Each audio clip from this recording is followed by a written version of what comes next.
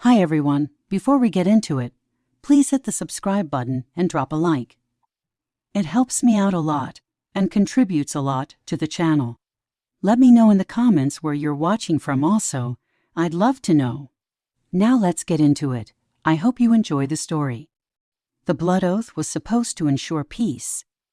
At least, that was how the elders of the High Council always explained it to younger generations when they first taught us about the ways of vampires. In the old days, war raged between the various vampire houses, and the cost in mortal lives was catastrophic. The populace of entire towns vanished overnight, lost to the hunger of monstrous clans whose craving for power matched their thirst for blood. Then, in a desperate bid to end the devastation, two ancient families agreed upon a sacred ritual, a binding so strong that neither side could break it without inviting curses upon their own bloodline. Thus, the blood oath was born, sealing a truce that held for centuries. We humans, or at least most of us, believed we were finally safe from the horrors once whispered about in gloom-shrouded taverns. But deep beneath the layers of tradition lay secrets that no mortal was meant to uncover, secrets that tied my destiny to a fanged prince I was raised to despise. Seraphina was her name, a mortal girl reared in the shadow of the vampires, never fully trusting them but trained by the High Council to offer reverence and respect. She lived in the neutral territories, regions where humans and vampires coexisted under a tense alliance. Many humans still harbored fear and resentment toward the immortals, but tradition required us to abide by the blood oath. From a young age, Seraphina was taught that the royal vampire house, led by the Council of Elders, upheld the strict rules preventing any clan from feeding freely on humans. She was told these laws were absolute, and that the blood oath guaranteed our safety. Those teachings offered a fragile comfort.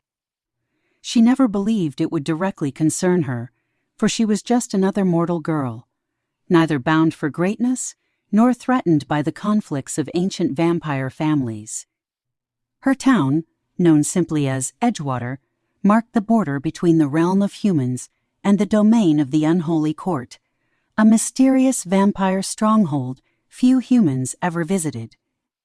Rumors said that the Unholy Court was once a grand palace and fortress combined, hidden behind towering walls and illusions designed to ward off mortal eyes. Some said the local environment itself changed for miles around the court, as if the land could sense the presence of supernatural power. It was there that the blood-drinking aristocracy resided, planning their politics and hosting lavish feasts, though none of it was meant for human eyes. Seraphina found a dark allure in those stories, but she never expected to learn anything more concrete about that place. The blood oath was a distant formality to her, until the day her marking sealed a fate she never could have imagined. Seraphina had been brought to the temple on the eve of the blood moon, an event that occurred once every few decades when the moon hung red in the sky, said to be an omen of change. The High Council told her she must take part in a ceremonial prayer, a ritual that mortals were expected to perform in gratitude for the peace established long ago. She hated the pomp and grandeur of the event, the thick incense smoke, the stern chanting of the robed council members, and the watchful eyes of the older vampires who had come to ensure that all was observed correctly. But she had little choice. Every able-bodied mortal from Edgewater was there, from the youngest child to the oldest grandmother, all bowing their heads beneath the flickering torches in that ancient sanctuary. Its stone walls bore strange carvings rumored to be older than either vampire or human memory, signs of a time when even darker powers walked the earth. Seraphina tried to keep her gaze steady and her breathing calm, but something about that place made her heart flutter with a mixture of fear and an inexplicable thrill.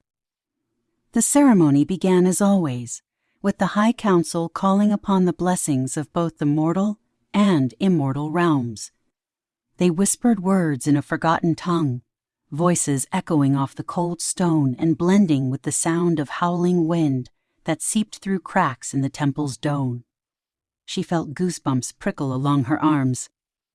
As the chanting continued, a hush fell upon everyone present, as if the air grew thicker, pressing down on them with invisible weight. It was at that precise moment, so the old texts claimed, that the boundary between worlds thinned, allowing the spirit of unity to pass among the gathering. Mortals and vampires alike closed their eyes. Yet Seraphina kept hers open just enough to see the elders exchanging uneasy glances, as though they sensed something amiss. Before she could dwell on it, she felt a prickling warmth gather at the base of her spine. She tried to ignore it, but the heat grew more intense by the second, as if someone pressed a brand against her skin. Then, pain flared sharply on her right wrist. Her cry, strangled in her throat, echoed in her mind as she looked down and saw a faint, intricate sigil appearing on her skin, forming a pattern of swirling lines and faint script.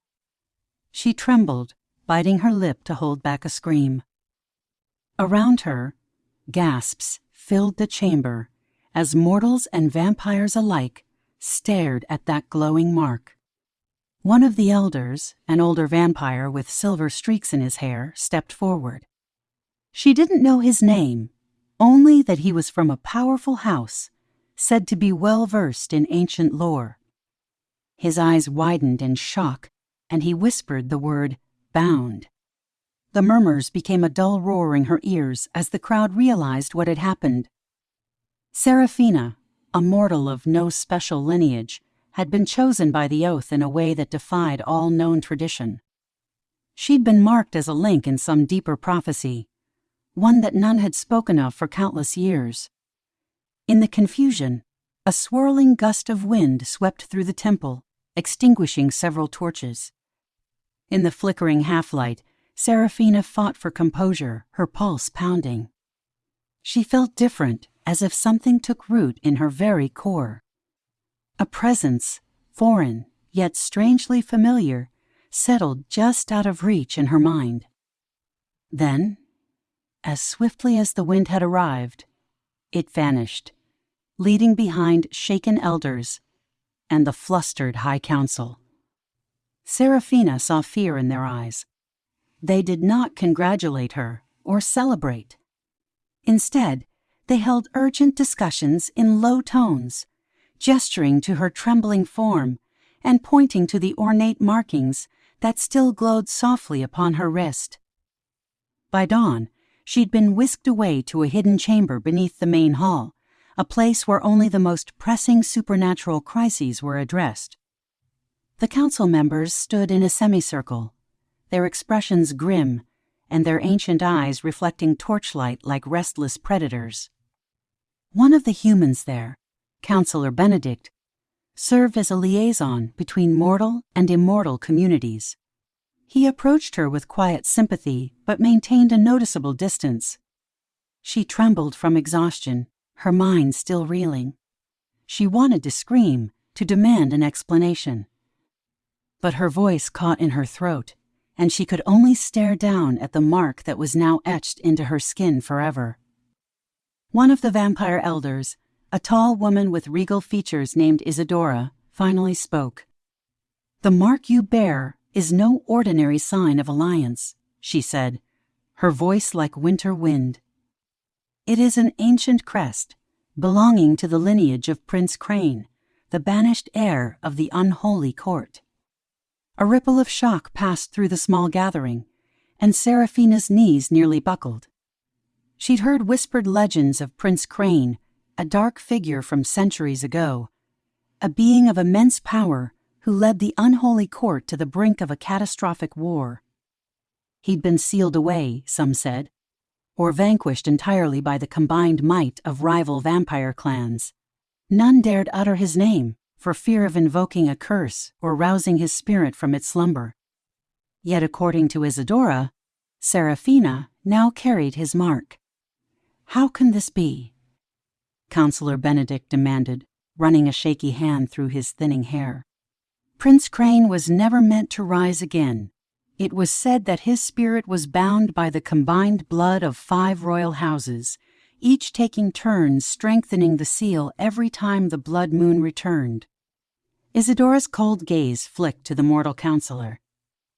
If the mark of his lineage has appeared, it could only mean one thing. The bond that holds him may be weakening, and now, this mortal has become part of the prophecy. She paused, her eyes drifting over to Seraphina. A prophecy which states that the prince will rise to claim his fated mate from among the human-born. Through that mate, he shall regain enough power to reclaim his throne and enact his vengeance upon those who imprisoned him. A heavy silence cloaked the room. Seraphina felt her heart hammering so loudly that it drowned out any rational thought. She wanted to protest, to say she was no one's mate, that this was all an impossible mistake. But a tingling warmth on her wrist seemed to mock her denial, reinforcing the haunting truth that something supernatural had already taken root inside her. The elders debated frantically, their voices echoing like distant thunder in the underground chamber. Some insisted they should destroy her at once, severing whatever dark connection had emerged. Others advocated for a more measured approach, fearful of inviting curses from Prince Krain's powers if they acted rashly. Counselor Benedict argued for a solution that would preserve Seraphina's life, appealing to the original terms of the blood oath, that no innocent mortal should be sacrificed without dire cause. Amidst the debate, Isidora locked eyes with Seraphina, who sensed an undercurrent of desperation beneath the vampire's frosty demeanor. The elder seemed torn between self-preservation and something that could be pity. Ultimately, a decision was made. Seraphina would be confined under the strict watch of the council. She would be tested, studied, and, if necessary, forcibly severed from whatever link she possessed to the prince. If they succeeded, perhaps the dreaded prophecy would remain dormant. If they failed, none in that room dared imagine the consequences. Days turned into weeks as Seraphina remained a prisoner in all but name within the council's domain. She was kept in a high tower that overlooked the rocky coastline, the waves below crashing endlessly against jagged cliffs. The stinging scent of salt in the air was her only reminder that the outside world still existed. She was watched day and night by robed acolytes who whispered protective incantations and scribbled notes of her every move. Vampires visited sporadically, subjecting her to draining examinations and arcane rites meant to gauge any changes in her aura. The results were always inconclusive. They found no direct evidence that Prince Krain was stirring in the crypts of his ancestral fortress, nor any sign that Seraphina was transforming into anything other than a mortal woman. But the mark on her wrist never faded, and sometimes, in the quiet hours of midnight, she would feel a soft pulse beneath the skin, as though it had its own heartbeat. In those solitary moments, she stared out the tower's narrow window at the moonlit horizon, haunted by dreams of a nameless figure reaching out to her from within shadows. She sensed him, like a low hum echoing through her consciousness, his presence intangible but persistent. It wasn't painful, nor was it comforting. It simply existed, a fact she couldn't escape. She began to wonder about the man behind the legend, the vampire prince sealed away for centuries. If he had been so dangerous that the vampire houses united against him, what horrors would befall the mortal realm if he returned? And why had fate chosen her, of all people, to bear his mark? Though the tower felt oppressive, she was allowed some freedoms. The council was not cruel, only fearful. A young guard named Farin escorted her outside at dawn each day so she could stretch her legs in a walled courtyard. Under the watchful gaze of the acolytes, she would walk among the overgrown hedges and chipped statues, breathing in the fresh morning air. One day, she found Farin studying the mark on her wrist with a curious expression. In a rare moment of candidness, he admitted, "I heard rumors that you were chosen by something greater than any oath. Some of the others say you might be able to stop him once he rises." She shook her head in confusion. "I don't feel like a savior," she murmured. "I don't even know what I am anymore." Farron offered a tentative smile, but his eyes revealed the same trepidation she'd seen in countless others. No one truly knew what to think, and the fear of the unknown weighed on them all. Eventually, the council found no immediate cause to imprison her further. The old text said that if Prince Krain were truly returning, there would be signs far more dramatic than one mortal bearing his crest. Cities would see plagues of shadow, the nights would lengthen unnaturally, and the air would crackle with malevolent magic. None of these things had happened. So they allowed Seraphina to return to her small house on the outskirts of Edgewater, under the condition that she would remain under constant surveillance and report regularly to the council. Though unnerved by the watchful presence of assigned guards, she found solace in the familiar sight of her modest living quarters. When she stepped inside, the simple wooden furniture, the braided rug she'd woven as a teenager, and the faint smell of dried herbs hanging in the corner reminded her who she was. The illusions of normalcy provided a fragile comfort. She almost believed she could slip back into her old life, ignoring the burning sigil on her wrist and the murmur of an unseen voice in her dreams. Despite the council's calm assurances, rumors spread fast. Whispers circulated through Edgewater that the old prince's seal had moved to a mortal girl, that the oath was threatened. Some claimed Seraphina had courted dark magic, offering herself as a sacrifice to Prince Krain. Others believed she was a harbinger of doom who would herald the Unholy Court's return to power. Shopkeepers eyed her suspiciously when she ventured into the market. Mothers pulled their children aside, not so subtly, when she passed by. Only a handful of friends remained at her side, mostly out of loyalty, and even they were uneasy around her. She couldn't blame them. She wore the mark of a creature whose name was synonymous with terror. Everyone wondered if she was a ticking time bomb, waiting to unleash an ancient evil onto their world. And so, time drifted in uneasy peace, until the night of the next gathering at the temple. The council demanded her presence again, wishing to perform a more elaborate ritual. They hoped to quell the growing fear among the populace by demonstrating that she remained immortal, tethered by the blood oath's protective magic. Feeling cornered yet resigned, Seraphina agreed. She knew the council was searching for a sign, any clue that might confirm or refute their suspicions. That evening, dressed in a simple robe of white linen, she walked the temple's corridors, her footsteps echoing against stone floors. Torches flickered, casting wavering shadows on the walls. The same carvings that once seemed merely ancient decorations now pulsed with meaning she couldn't quite decipher. Her head buzzed with tension, a subtle reverberation that grew stronger with each step she took toward the ritual chamber. Entering, she found the High Council arranged in a circle, silver chalices of blessed water in their hands.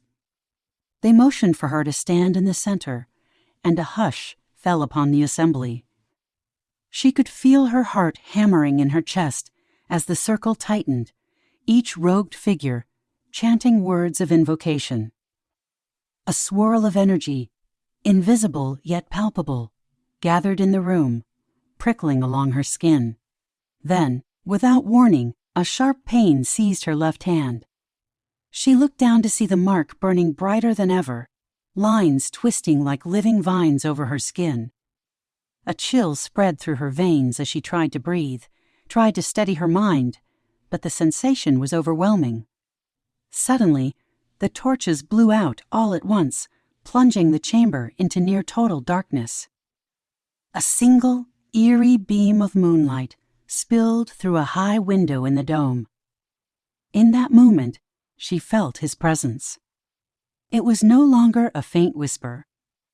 It was a strong, commanding will, brushing against her thoughts as though a dark figure stood behind her, breathing at the nape of her neck. She gasped, staggering as she sensed a hint of hunger, a deep, primal yearning that made her blood pound. Even the chanting voices around her faltered, uncertain in the face of this unexpected surge of power. She heard a single word echo in her mind: Seraphina. But it wasn't her own voice. It was lower, resonant, carrying the high-old authority of a being far beyond mortal comprehension. The silver chalices clattered to the floor as the council members realized something out of their control was taking place. Flickers of pale luminescence trailed around Seraphina, forming patterns in the darkness. She tried to speak, to assure them she was all right, but she felt suspended in an otherworldly haze. Tension spiked as energy crackled around her.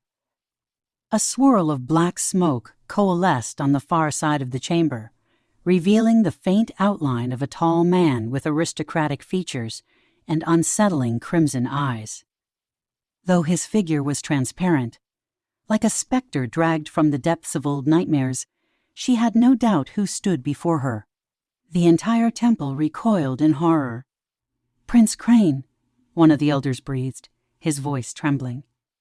The shade of the prince gazed upon them with regal detachment, then turned his vivid eyes to Seraphina. She felt her breath catch in her throat. Even in this incorporeal form, she sensed the weight of his power. The invisible bond that had flickered at the edge of her consciousness now seemed taut as a steel cord, binding them across the centuries. She wanted to look away, but she couldn't break his gaze. It was as if she'd been ensnared in a current that pulled her ever deeper, carrying her into uncharted waters of nightmarish fascination. No one spoke. No one moved. When the prince raised his hand, that shadowy approximation of a hand, to reach toward her, she found herself trembling. The gesture was almost gentle, but it carried an edge of dark intent.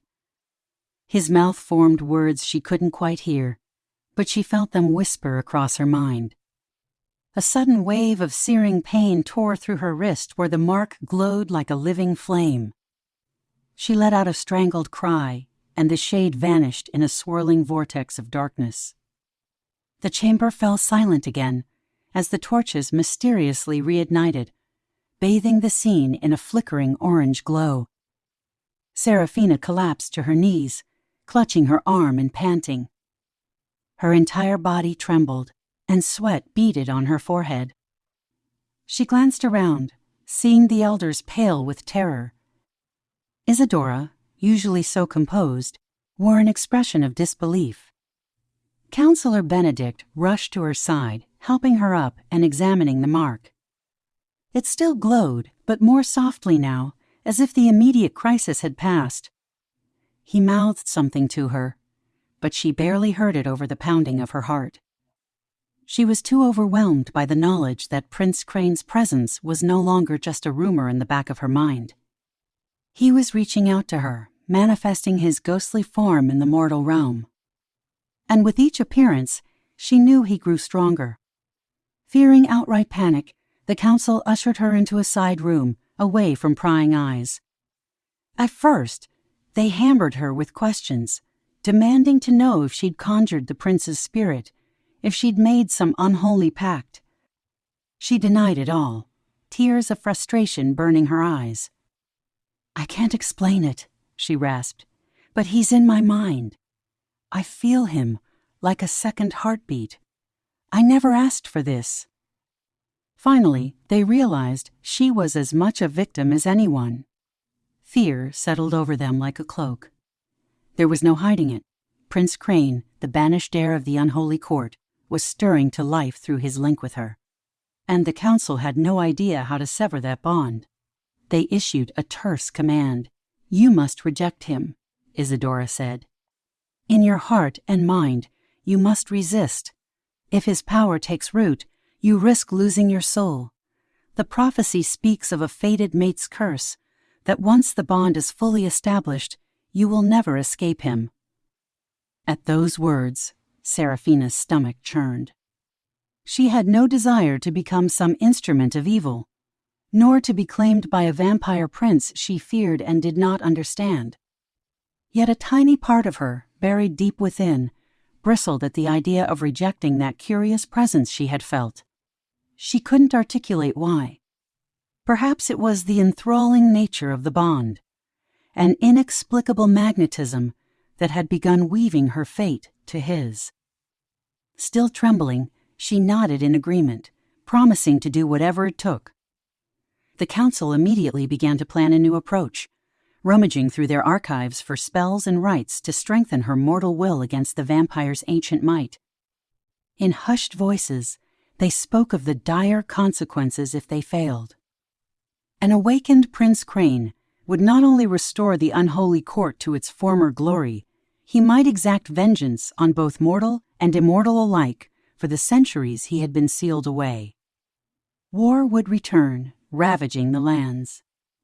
And all of it would be tied to the woman who bore his mark. That night, Seraphina was sent back to her tower room, though it did little to calm the whirlwind inside her. She lay awake, staring at the moonlight spilling through the narrow window, her pulse thudding in time to the phantom presence she couldn't evict from her mind. Every time she closed her eyes, she saw him, tall, cloaked in darkness, with eyes that burned like dying embers. She felt his longing, and perhaps some twisted form of recognition. As her fatigue finally claimed her, she drifted into uneasy dreams. There, in that place between waking and sleep, she glimpsed visions of black iron gates swinging open, a grand throne room lit by pale moonlight, and Prince Krain standing in the center with outstretched arms, waiting. When she awoke, dawn's pale glow illuminated her lonely quarters, and her mark felt as if it smoldered beneath her skin. She didn't need to be told that her life had irrevocably changed. Whether she liked it or not, she was bound to the darkest prince the vampire houses had ever known, and soon he would rise from his prison to claim her. A single thought echoed in her mind, capturing the blend of dread and fascination that now consumed her. I was just a mortal, until the vampire prince claimed me.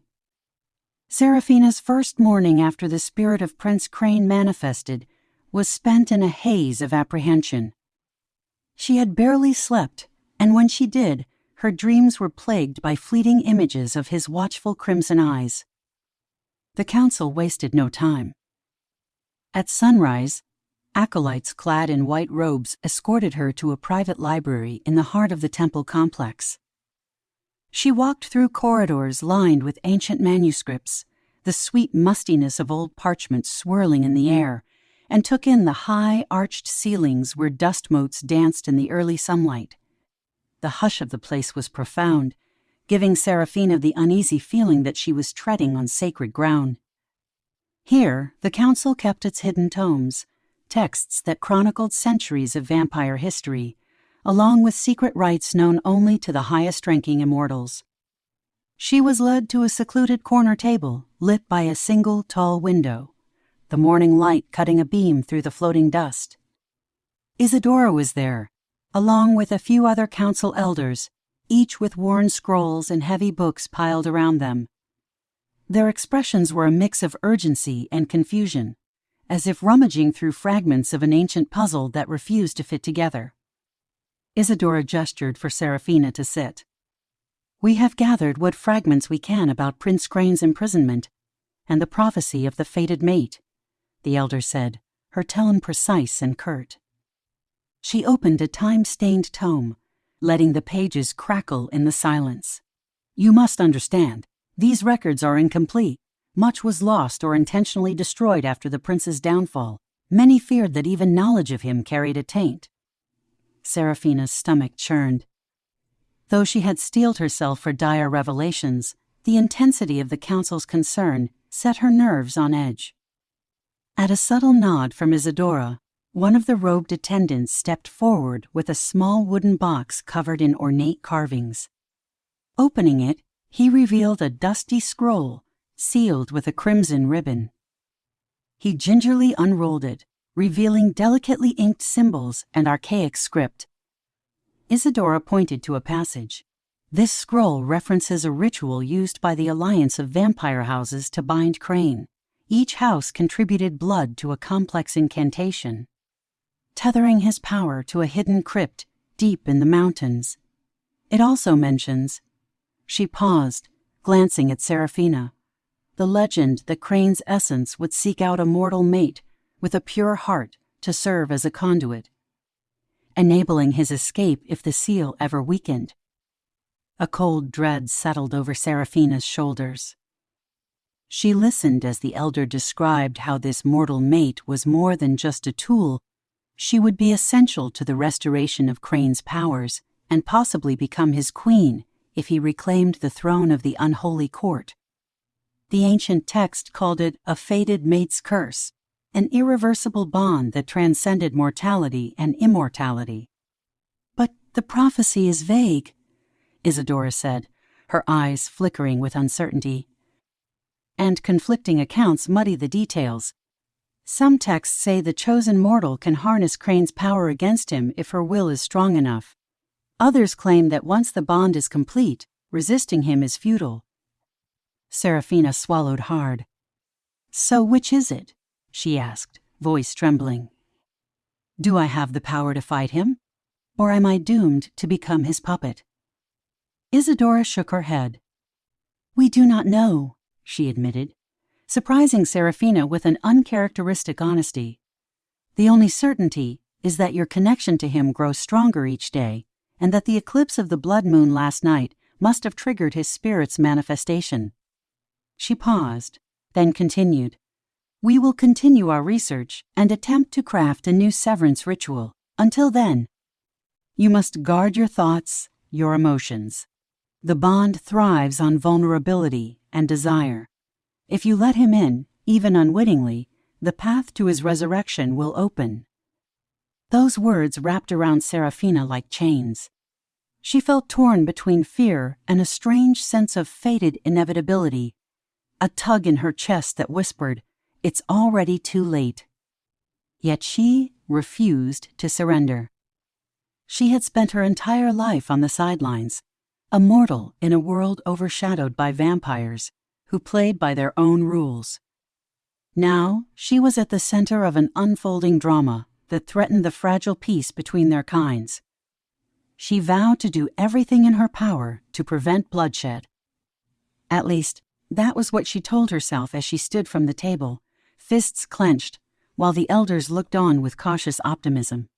They led her through a passage to a small meditation chamber, bare except for a single cushion in the center.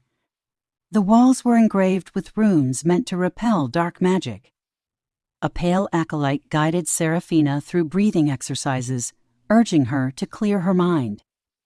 She tried, shutting her eyes and focusing on the slow rhythm of inhaling and exhaling. Yet no matter how she struggled, she couldn't erase the steady thrum of Prince Krain's presence. It was like having a second pulse that beat in sync with her own, a subtle undercurrent that refused to fade. Occasionally, her heartbeat would quicken, unprovoked, as though responding to thoughts she didn't consciously think. She saw flashes of memories, a high tower in a castle that didn't exist in her lifetime, an opulent hallway lined with black marble, pale hands tracing the length of a gilded throne, all sensations that felt foreign yet intimately close. She learned quickly that the more she tried to fight the bond responded with deeper insistence, sending pulses of warmth through her veins that momentarily muddled her focus. After an hour of fruitless attempts to quiet the bond, she emerged from the chamber disoriented and drained. The acolytes offered her a weak smile of encouragement, but worry lingered in their eyes. They knew as well as she did that the prince's hold on her was growing. That night, she was escorted back to the tower bedroom, expected to rest before further tests the next day. But rest didn't come easily. She tossed and turned on the hard mattress, her mind racked by half-formed dreams. At last, fatigue overcame her, and in the embrace of restless sleep, Krain appeared again. This time, the setting was a twilight garden where moonflowers glowed pale against obsidian statues. The stone effigies seemed to watch her with vacant eyes. She was alone, barefoot on damp grass, the mark on her wrist pulsing in time with the gentle rustle of leaves. Suddenly he emerged from behind a carved archway, tall, dressed in dark finery that accented his regal bearing. Though part of her screamed to run, she found herself rooted to the spot.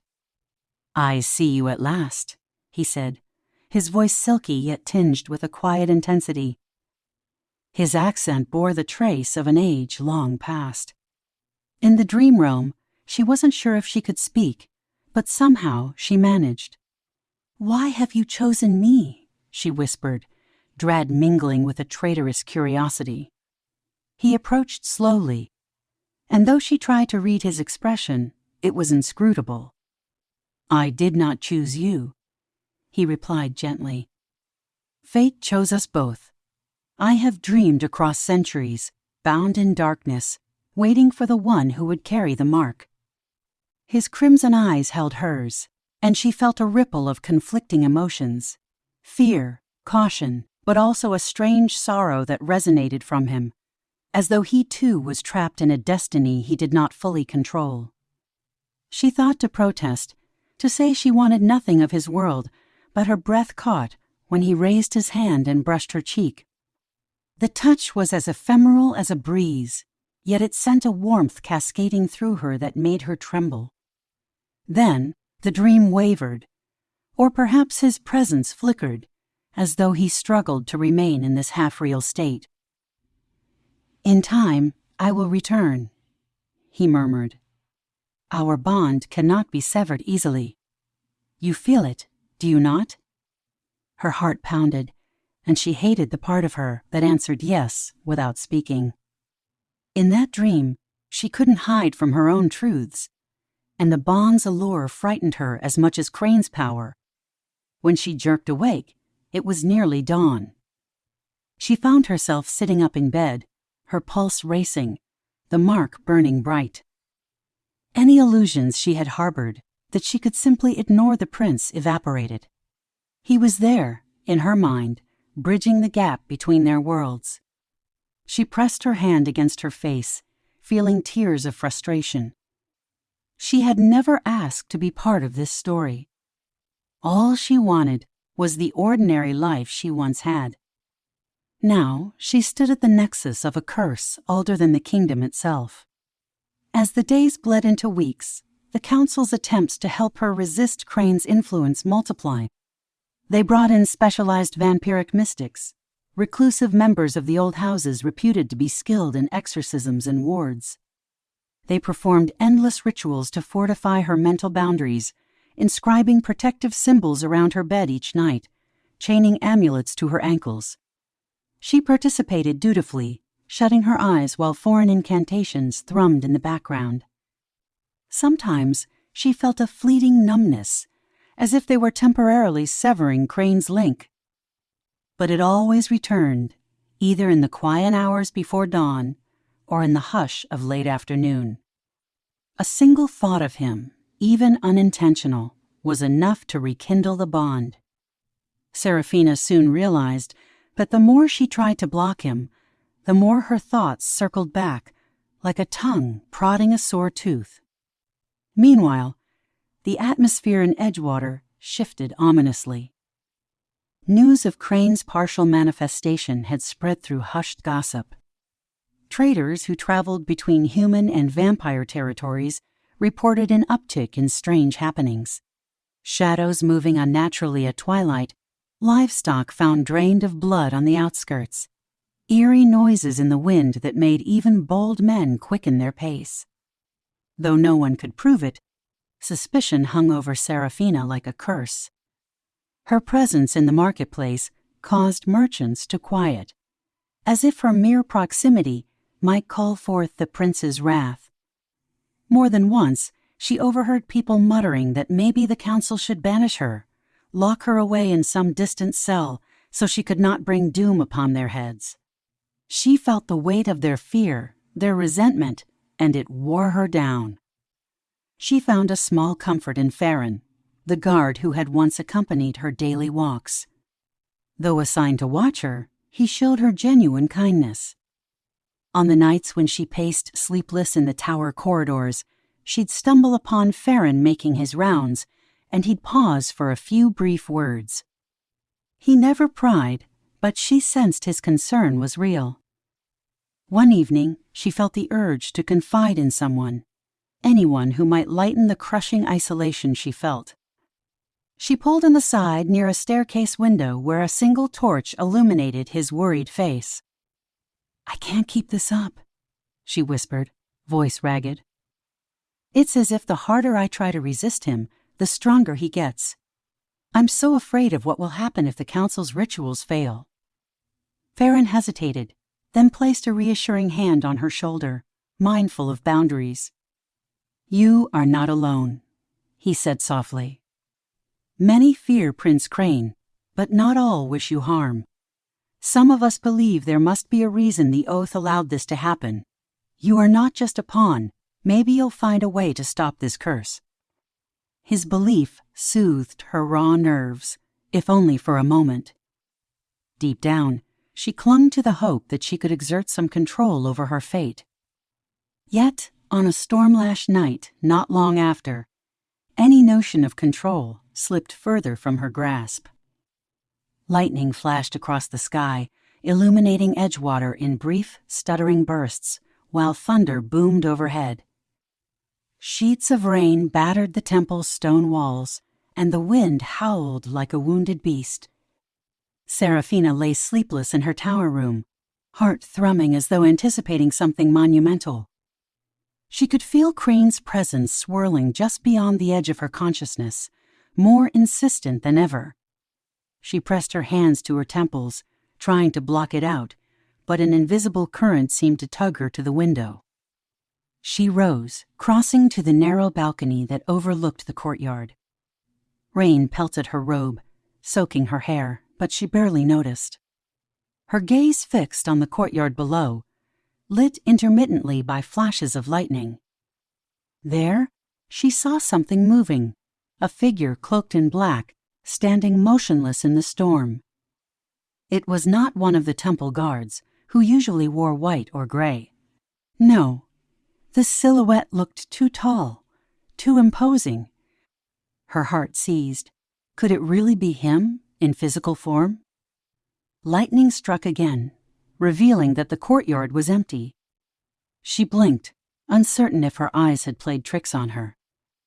But a hush descended, and the mark on her wrist flared hot, almost painful. Her vision blurred, and when she blinked again, she saw a swirl of dense shadow at the courtyard's center. Out from that inky vortex stepped Prince Krain, as real and solid as if he stood under the midday sun. His dark hair clung to his forehead, wet from the storm, and his crimson eyes glowed with a supernatural light. He wore a cloak that billowed in the gale, his posture regal yet predatory. She felt a stab of raw panic. If he had indeed broken free of his spectral form, what force could possibly stop him now? She wanted to call out to the guards, to raise an alarm. But even as her mind screamed at her to run, her body refused to move.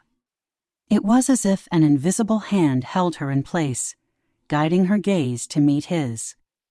Thunder roared overhead, but she swore she could hear his voice carry through the wind. "Come to me." Her pulse hammered in her ears, and she trembled, fighting the compulsion that welled up from inside her very blood.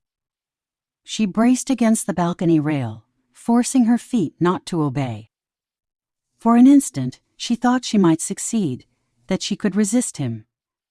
Then, as suddenly as he appeared, the prince's form melted back into shadow, leaving the courtyard empty.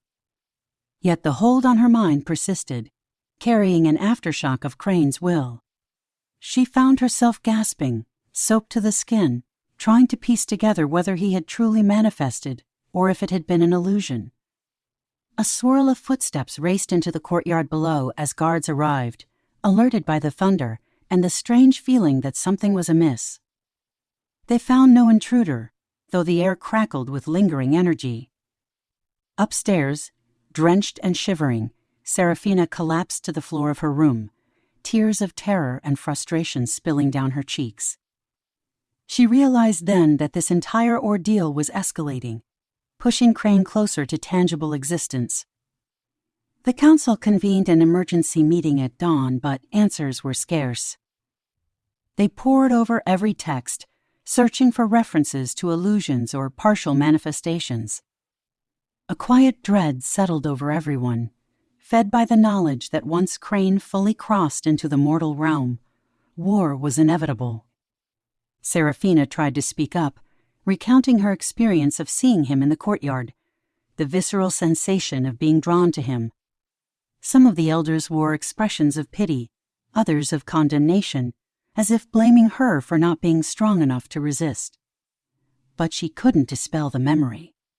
She knew the difference between a mere dream and what she witnessed that night. She felt him as surely as she felt the stone floor beneath her feet. Counselor Benedict, who had grown a shade paler since their first conversation, took her aside with solemn urgency.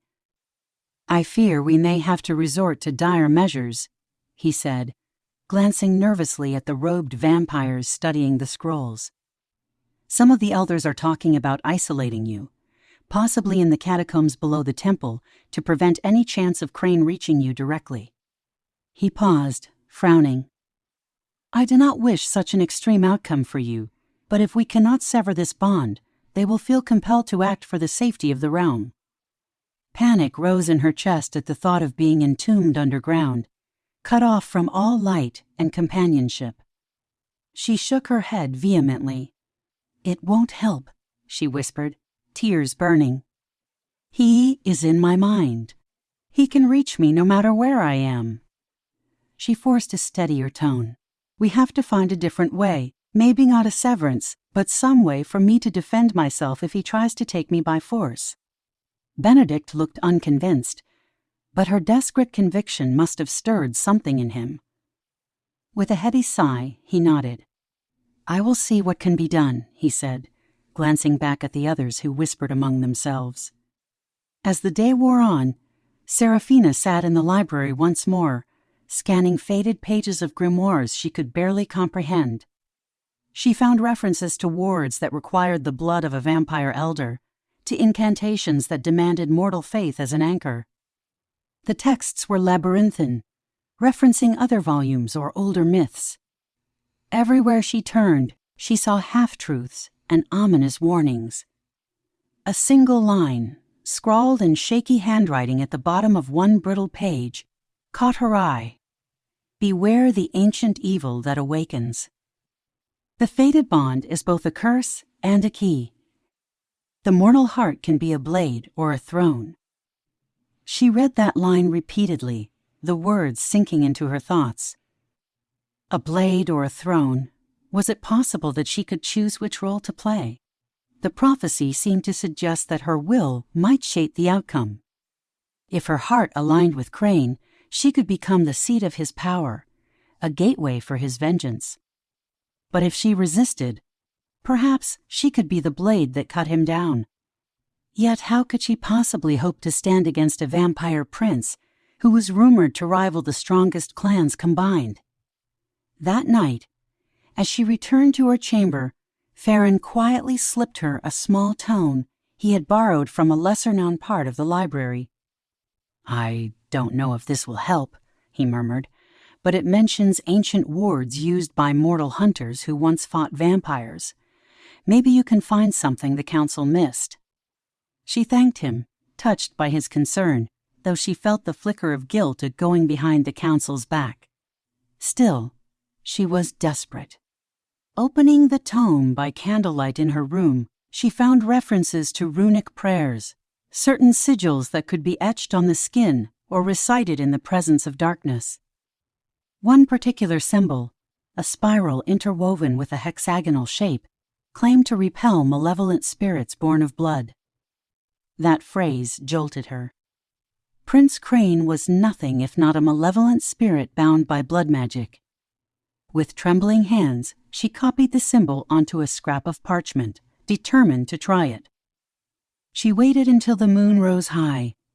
then set the parchment on a low table and lit a stick of incense, letting the smoke curl in the candlelit space. She whispered the archaic words from the tome, stumbling over unfamiliar syllables. Although she doubted the incantation's potency, she felt a faint stirring of energy, like a breeze caressing her face in a windowless room.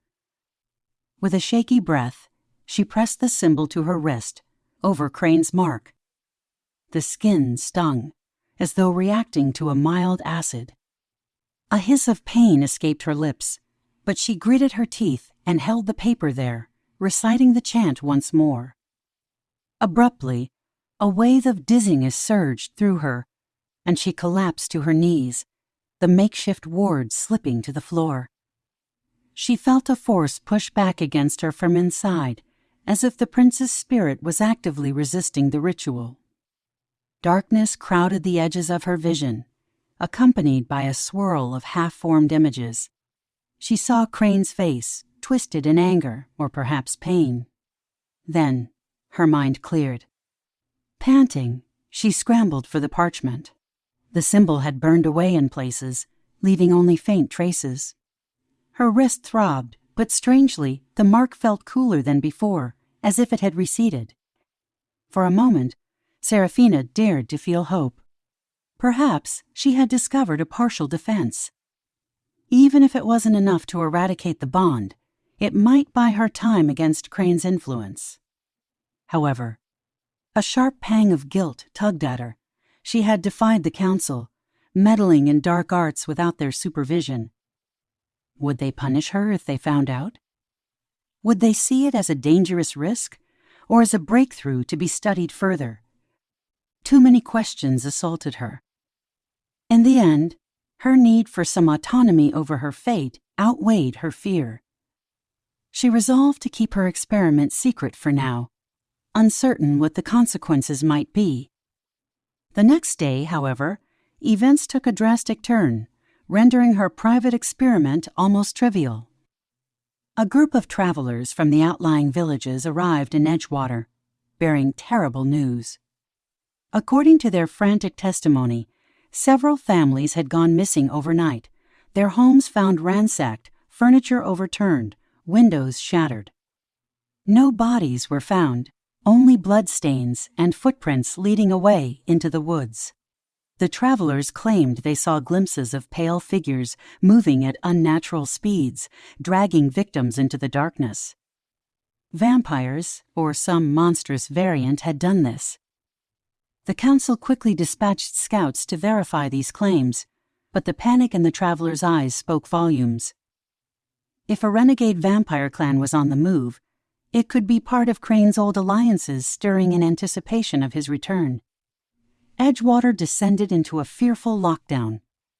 Merchants closed their stalls, families barred their doors at sundown, and the temple's corridors swarmed with anxious discussions. More sightings trickled in from the outskirts, fleeting silhouettes at dusk. Large black birds perched on rooftops, as though scouting the town. Seraphina felt a frigid knot in her stomach. The sense of approaching doom was palpable. She overheard one of the council elders cursing under his breath that the blood oath was unraveling, that ancient evils were emerging from the shadows to pave Krain's path. And it all revolved, somehow, around her. On the fourth night after the travelers' arrival, the High Council summoned everyone to the temple's grand hall, mortals, guards, and friendly vampires sworn to uphold the oath. Seraphina stood among the crowd, her heart pounding as she glanced around at grim faces. She spotted Farron, posted near a row of columns, his jaw set in silent tension. Councillor Benedict opened the assembly, his voice echoing in the cavernous room. "We face a crisis," he announced. "Reports confirm that hostile vampire factions have resumed preying on human settlements. We do not yet know if they act under Prince Krain's banner, or if they are simply rogue clans emboldened by the growing fear." He paused, letting the murmurs die down. "Regardless, we must prepare to defend Edgewater. I urge the vampire citizens among us to remember the blood oath. If we stand divided now, we will face ruin. We must rely on our mutual treaties for survival. And the statement hung heavy in the torchlit space, and Seraphina could almost taste the tension in the air.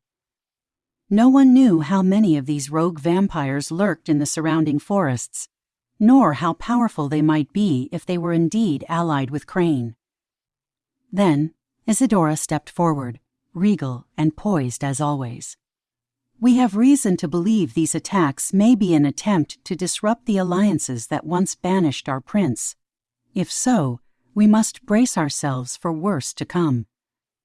Everyone turned as Isadora fixed her gaze on Seraphina, who instinctively shrank back. "There is another piece," the elder said, her voice resonating. "Our mortal charge, Seraphina, bears the mark of Prince Krain. This bond is both the cause of our greatest peril and, perhaps, the key to averting catastrophe. We will redouble our efforts to sever it using every resource at our disposal." She did not mention the possibility of sacrificing Seraphina, but the unspoken implication weighed heavily in the hush that followed. A wave of conflicting emotions washed over Seraphina: fear of the council's drastic measures, guilt for the chaos that seemed tied to her very existence, but also a flicker of defiance. She refused to be a helpless pawn. Some primal part of her wanted to fight, to prove she had agency. Yet she couldn't deny the creeping sense that the bond was changing her. She felt strangely keyed in to the ambient energy of the night, her senses sharper at dusk, as though attuning to Krain's world. It was subtle, but it was there. She worried about what might happen if that transformation continued. Late that evening, after the assembly had concluded, Seraphina returned to her tower room, escorted by 2 guards. She sat on the bed, hugging her knees, while the candles flickered in the stagnant air. She thought of the missing families, likely suffering, or worse, at the hands of vampires who served her bonded prince. Rage mingled with sorrow, forging a grim resolve. Enough was enough. She could no longer sit idly, letting others decide her fate. With or without the council's blessing, she intended to explore every possible weapon, every ward, every scrap of knowledge that might help her fight back. Her heart pounded as she made a silent vow. If Krain wanted to claim her, he would have to contend with more than just a timid mortal too frightened to lift her head. She might not have centuries of experience or supernatural strength, but she had her own will, and if the prophecy suggested her heart could be a blade, then perhaps she could become the very instrument of his downfall. For now, that thought was enough to keep her trembling hands steady as she planned her next move. Yet in the deepest recesses of her mind, she felt him stir, as though he sensed her determined rebellion. A whisper brushed across her consciousness, carrying a hint of amusement and warning. "We are bound, Seraphina. Your struggle only deepens our connection." The fact that part of her shivered at the gentle caress in his mental voice terrified her. Despite her resolve, a portion of her soul responded to him, a faint echo of his longing. That duality would be her greatest battle, the pull toward a forbidden union and the push to protect humanity from the wrath of an ancient evil. Outside, the storm pods drifted past the moon, casting restless shadows on the tower walls. Seraphina closed her eyes, clutching the small warding symbol she had sketched on a scrap of parchment. She prayed silently that she could stay strong, that she could choose her path instead of surrendering to the tide of destiny. Thunder rumbled in the distance, and she wondered if it was an omen, a harbinger of the coming tempest that might soon sweep across Edgewater. One thing was certain: the peace that had lasted centuries was rapidly unraveling, and the vampire prince, once locked away, was ever closer to rising. She swore under her breath, determined that if he rose, she would stand before him, not as his frightened mortal bride, but as someone ready to defy destiny itself. Even in the darkest corners of her despair, that glimmer of courage refused to die. She would fight for her soul, fight for her people, and, if it came to it, confront the prince whose mark she bore. In the hush of that chamber, her trembling voice betrayed her uncertainty, but also her fierce will. I will not be consumed by this bond. I will make it my blade. Yet even as she spoke, she felt a pang of doubt. Because deep inside, a whisper of Krain's presence remained, reminding her that fate was not so easily denied, and that she, too, might crave the intoxicating power he offered. The battle for her soul had only just begun. And though she would fight with every shred of willpower she possessed, she knew, with a chill of foreboding, that the night ahead was dark and full of hungry shadows, each one waiting for the moment she faltered. Within the temple's austere halls, Seraphina felt as if every eye was upon her. Word had spread that in spite of the council's attempts, the ominous bond tethering her to Prince Krain persisted. Whispers of ancient texts and severance rites hung in the corridors like stale smoke. The threat of Krain's return loomed larger each passing day, and many in Edgewater held Seraphina responsible. She could feel the pressure wherever she turned, the servants who refused to meet her gaze, the guards who exchanged uneasy nods whenever she approached, and the robed acolytes who periodically lingered near her chamber door, as though waiting for her to succumb to some dark influence. Yet she kept her composure, clutching the small warding symbol she had discovered in Farron's borrowed tome, hoping it provided at least a thread of protection against the escalating turmoil. The council, now desperate for solutions, allowed more autonomy than before. They assigned her an unexpected ally, a vampire mystic named Reynard, a scholarly figure rumored to be older than the temple archives themselves. With a thin frame, ash-colored hair, and eyes that had seen centuries of conflict, Reynard was a master of arcane knowledge. He bowed politely when they were first introduced in a high-ceilinged study hall. "I have examined your predicament from every angle I know," he began, leaning on a polished staff carved with runes. "We stand at the brink of Prince Krain's resurgence, and I fear that the standard wards and incantations are woefully insufficient. However, I suspect there may be another path, one far more treacherous." That cryptic remark set Seraphina's nerves on edge. Yet she forced herself to listen, bracing for whatever dangerous possibility the mystic was about to unveil. He beckoned her toward a wooden table piled with scrolls, indicating a map spread across the surface.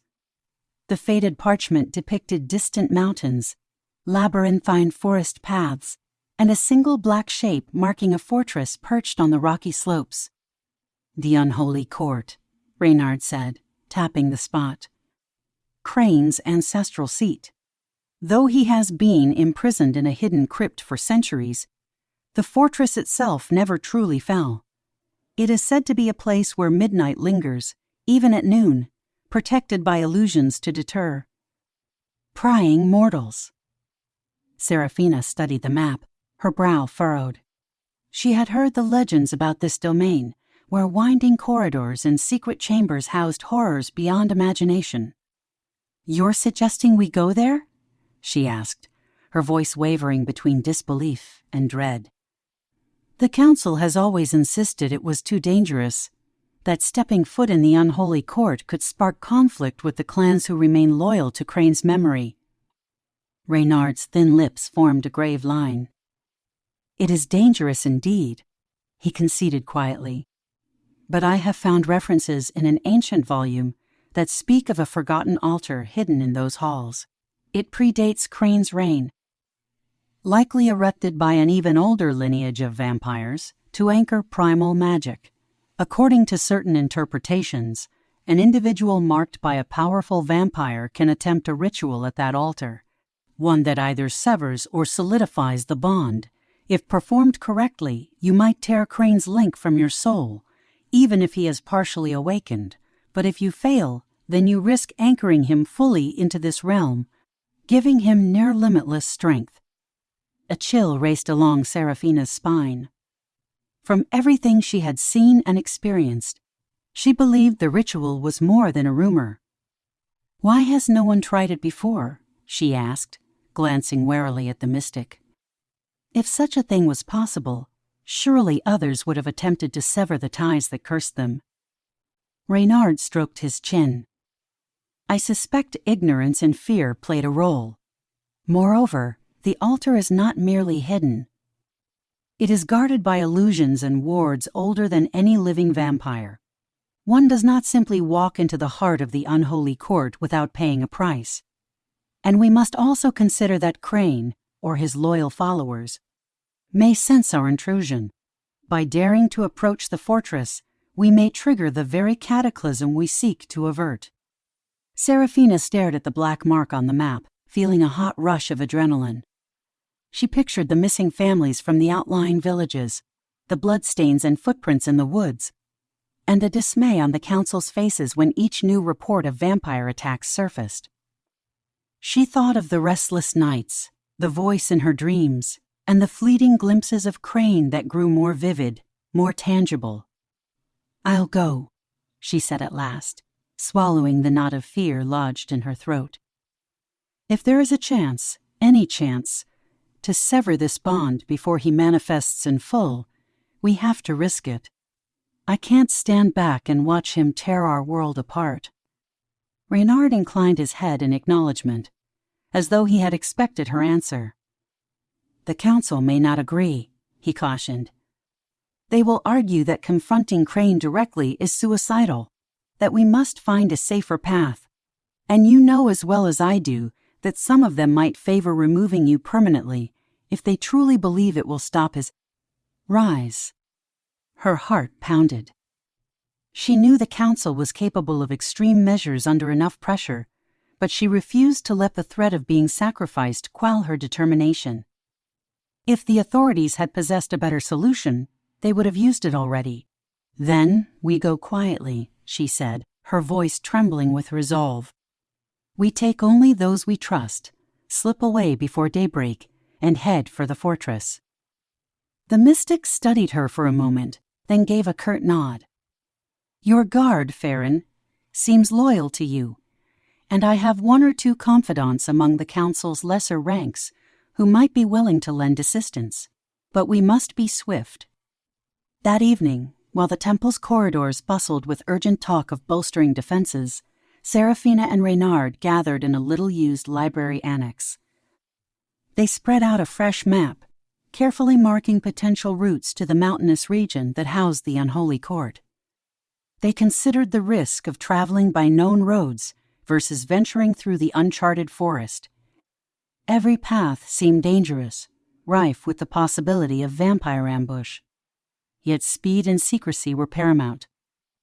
Ultimately, they settled on a lesser-known pass that snaked around the mountain's southern face, far from major vampire settlements. Farron joined them, stepping into the alcove with a grim expression. "I heard rumors that the council is planning a more drastic ritual on you," he said quietly, looking at Seraphina. "They found an old text describing how multiple elders can combine bloodlines to forcibly purge a mortal who bears a cursed bond. They claim it's a last resort, but given the situation, who knows how soon they'd might decide to try." Seraphina's blood ran cold. She had expected the council might grow desperate enough to consider lethal alternatives, but hearing it confirmed left her hands trembling. She pushed down the dread, focusing on her plan. "I won't wait for them to decide my fate," she said through clenched teeth. "We leave at dawn. Bring what supplies you can carry on horseback. We'll tell no one else."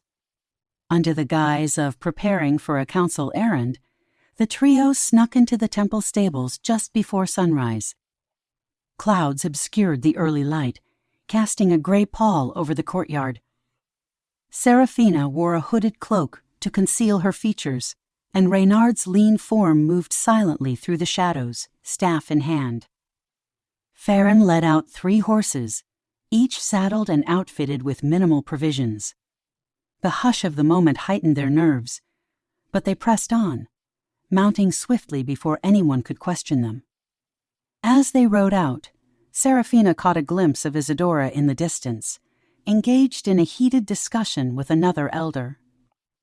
Guilt flickered at the thought of leaving without explanation, but urgency overshadowed everything.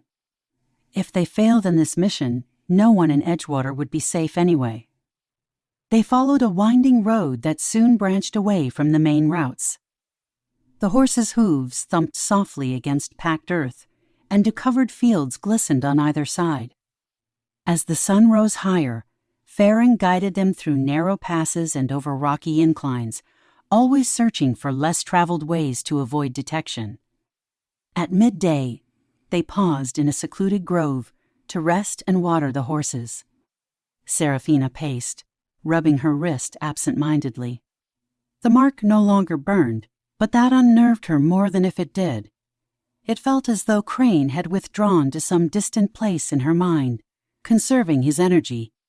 Reynard studied her with quiet concern, but neither said much. That night, they made camp at the edge of a forest known for thick undergrowth and twisting trees. The air grew cooler, the wind carrying the faint scent of pine and wet earth. Farron built a modest fire, carefully shielding the light behind a cluster of large boulders. They ate a sparse meal of dried meat and hard bread, each lost in their own thoughts. Seraphina found her gaze drifting to the moonlit canopy overhead, half expecting to see a swirl of shadow revealing Krain's presence. Instead, she felt only a weighty silence, punctuated by the crackling of flames. Even with her companions nearby, it was difficult to rest. She laid a thin blanket on the softest patch of ground she could find and tried to quell her fears. For all her bravery, the idea of walking into Krain's ancestral fortress made her stomach clench.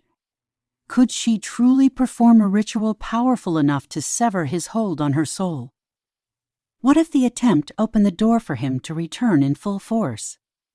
She imagined a corridor of black marble, the flutter of a dark cloak, the hush of an undead court welcoming its prince back to his rightful throne. Shuddering, she squeezed her eyes shut, forcing those images away. She must have drifted into a restless sleep, for she found herself in another dream, or perhaps a vision. She stood in the same obsidian courtyard she had glimpsed before, under a crimson-tinged moon. The wind gusted, blowing her hair across her face. Ahead of her loomed a grand set of iron gates, carved with serpent designs that appeared to move when the light struck them. A chilling voice echoed from within. "You come to me willingly," Krain said, stepping forward. Is that courage or surrender? She felt a pang in her chest, fighting the urge to step back. "I come to end this bond," she hissed through gritted teeth. In the dream, she was uncertain if she had any power, but she refused to cower before him. Krain's crimson eyes glowed with what might have been amusement. "We are bound by more than mere fate, Seraphina," he said. "You can deny it, but you feel the hunger as much as I do. The longer you resist, the stronger my thirst becomes. You cannot outrun destiny." She clenched her fists, wanting to scream that her destiny belonged to her alone. But the courtyard trembled, cracking underfoot, sending her plummeting into darkness. She jolted awake with a sharp gasp, sweat beading at her temples. Reynard stood nearby, staff in hand, brow furrowed with concern. "Nightmares?" he asked softly. She nodded, pressing a hand to her chest to steady her heartbeat. Without further word, he handed her a skin of water. She drank gratefully, ignoring how her hand trembled. By dawn, they were back in the saddle, pushing deeper into regions seldom traveled. Over the next days, the terrain shifted from rolling plains to rugged hills. The path grew ever steeper, filled with loose stones that threatened to make the horses stumble.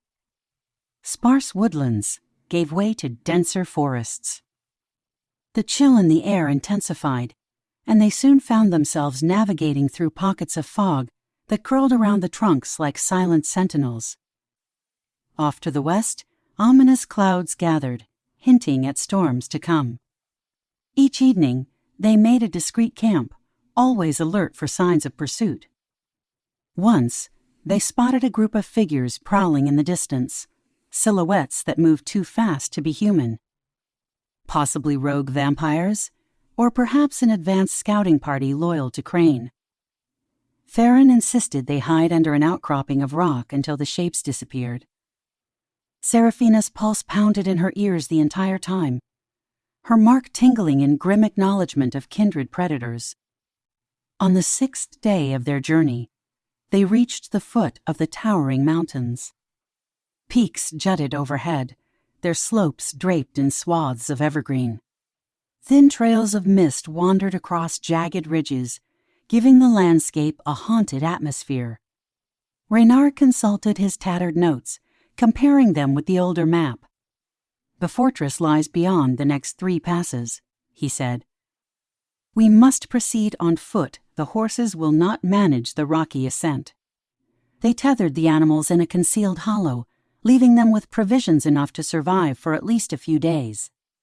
On foot, they tackled the precarious climb, each step demanding caution to avoid dislodging loose stones or tripping on hidden roots. Seraphina's heart thudded as she peered upward at the forbidding peaks. If the altitude alone did not break her, then the creeping sense of dread might. Still, she pressed on, driven by the knowledge that any delay gave Krain more time to strengthen his grip on her mind and on the mortal realm. At twilight, the path finally opened onto a wind-swept plateau. Theron halted, exhaling in hushed awe. In the distance stood the Unholy Court, a sprawling fortress perched precariously on a plateau of its own, linked to the mountain by a single massive bridge of black stone. Tall spires rose against the storm-dark sky, and even from afar, Seraphina could see twisted gargoyles perched along the battlements. She swallowed hard, her hand drifting to her wrist as the mark began to throb, responding to the fortress's proximity. A sense of timeless power radiated from the structure. She thought she glimpsed faint lights flickering in the upper windows, as though the place was not as deserted as legend suggested. Lightning flashed, revealing more detail, a gate of wrought iron, set in walls that seemed carved from solid onyx. Reynard took in the spectacle, his eyes reflecting both fascination and fear. "The illusions are thin," he murmured. "I suspect Prince Krain's partial awakening has allowed the fortress's wards to strengthen. Be on your guard." The 3 of them advanced, every step echoing on the black stone bridge that seemed to extend into a yawning abyss below. The air was eerily still, yet they could sense a ripple of ancient magic swirling around them. Farron tightened his grip on the hilt of his sword, while Reynard chanted under his breath, the runes on his staff faintly glowing. Seraphina tried to keep her breathing steady, ignoring the weight in her chest that told her this place was a tomb of forgotten horrors. They reached the fortress gate, an imposing barrier adorned with snarling wolf heads and twisted serpents. To their surprise, the gate stood slightly ajar, as though an invitation extended from within. Farron muttered a curse. "Too easy," he said, glancing around for signs of an ambush. "Stay close." Pushing through the gap, they entered a vast courtyard paved in slabs of polished obsidian. Many of the slabs were cracked, revealing patches of dead moss and blackened weeds. Statues lined the walls, regal vampires captured in stone, each bearing the finery of a bygone era. Their blank eyes seemed to follow the intruders. A hush, thick and ominous, clung to the air. Not a single living soul roamed the courtyard, yet Seraphina's senses pricked with the awareness of being watched. As they ventured farther, columns of carved marble loomed overhead, supporting what remained of a battered roof. The architecture was grand yet decayed, hints of grandeur persisting in the ornate arches. Seraphina felt as though she walked through a dream, each step magnifying her bond with Krain. She half expected him to materialize at any moment, stepping from behind a column with mocking eyes. But they encountered only silence and an unsettling tension that coiled in the pit of her stomach. Reynard paused at the center of the courtyard, consulting a scroll he had brought.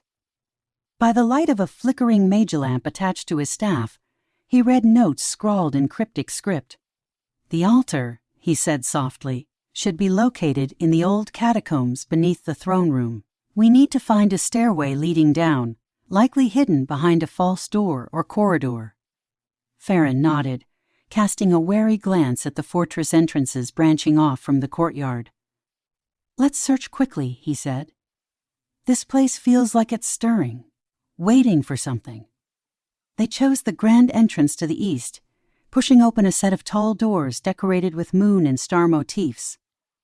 Inside, they found a wide hall lined with tapestries worn to near rags, their once lively colors now faded and shredded. Dust cloaked every surface, drifting in swirling motes.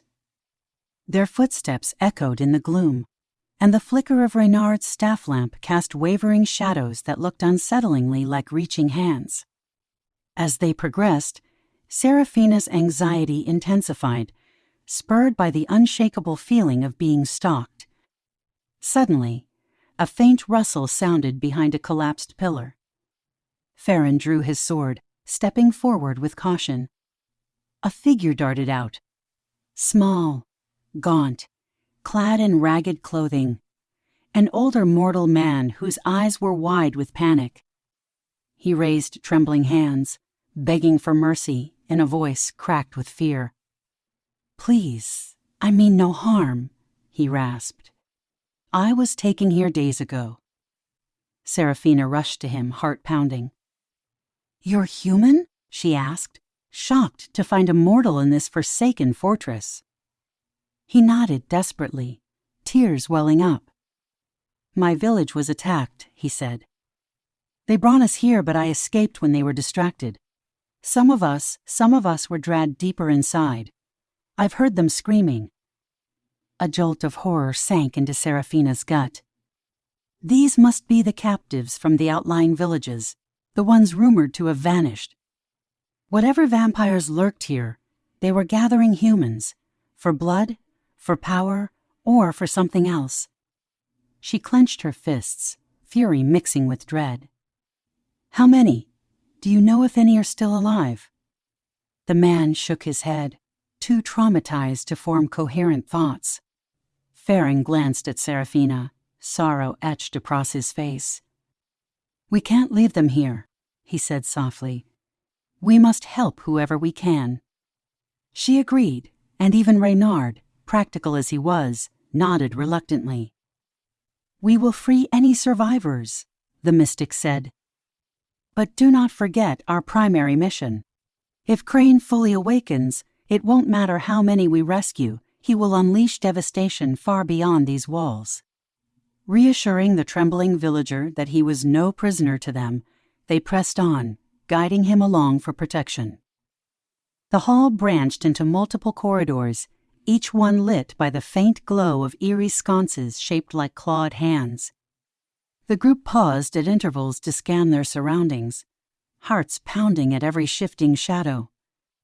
At last, they discovered a side passage that plunged downward, carved stairs spiraling into darkness.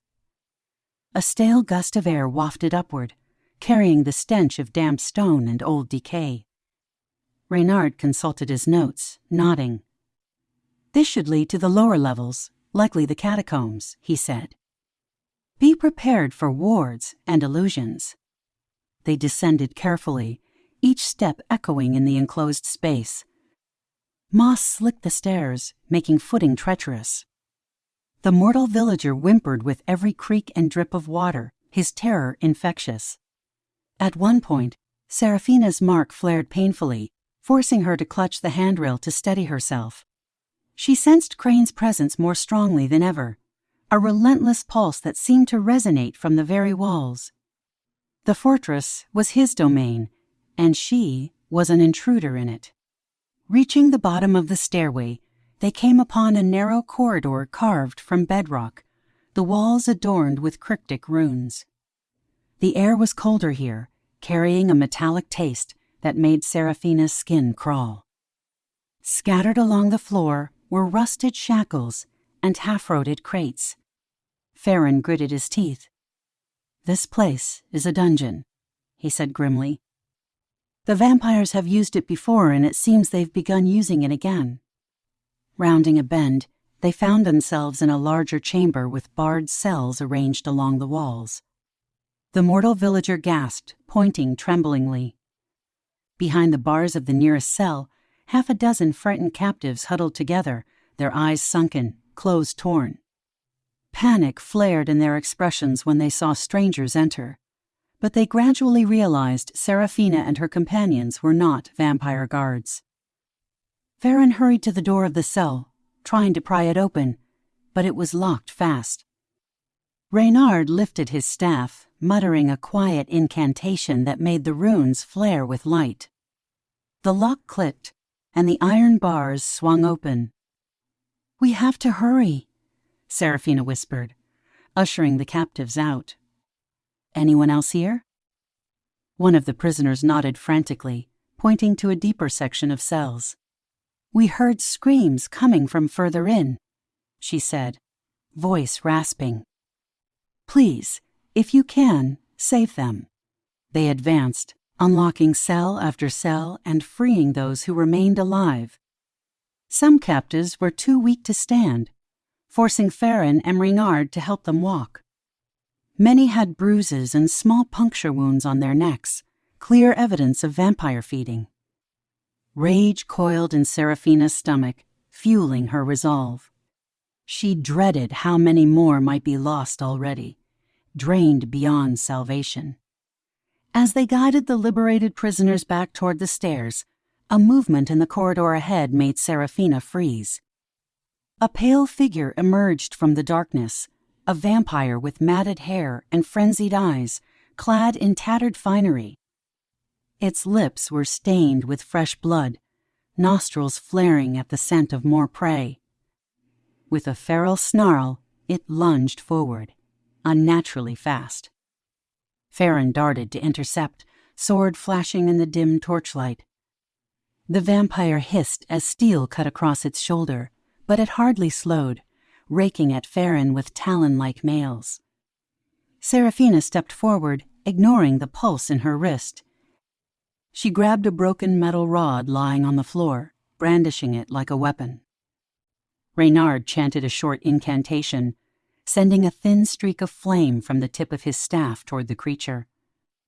It recoiled, shrieking, momentarily blinded by the flash of magic.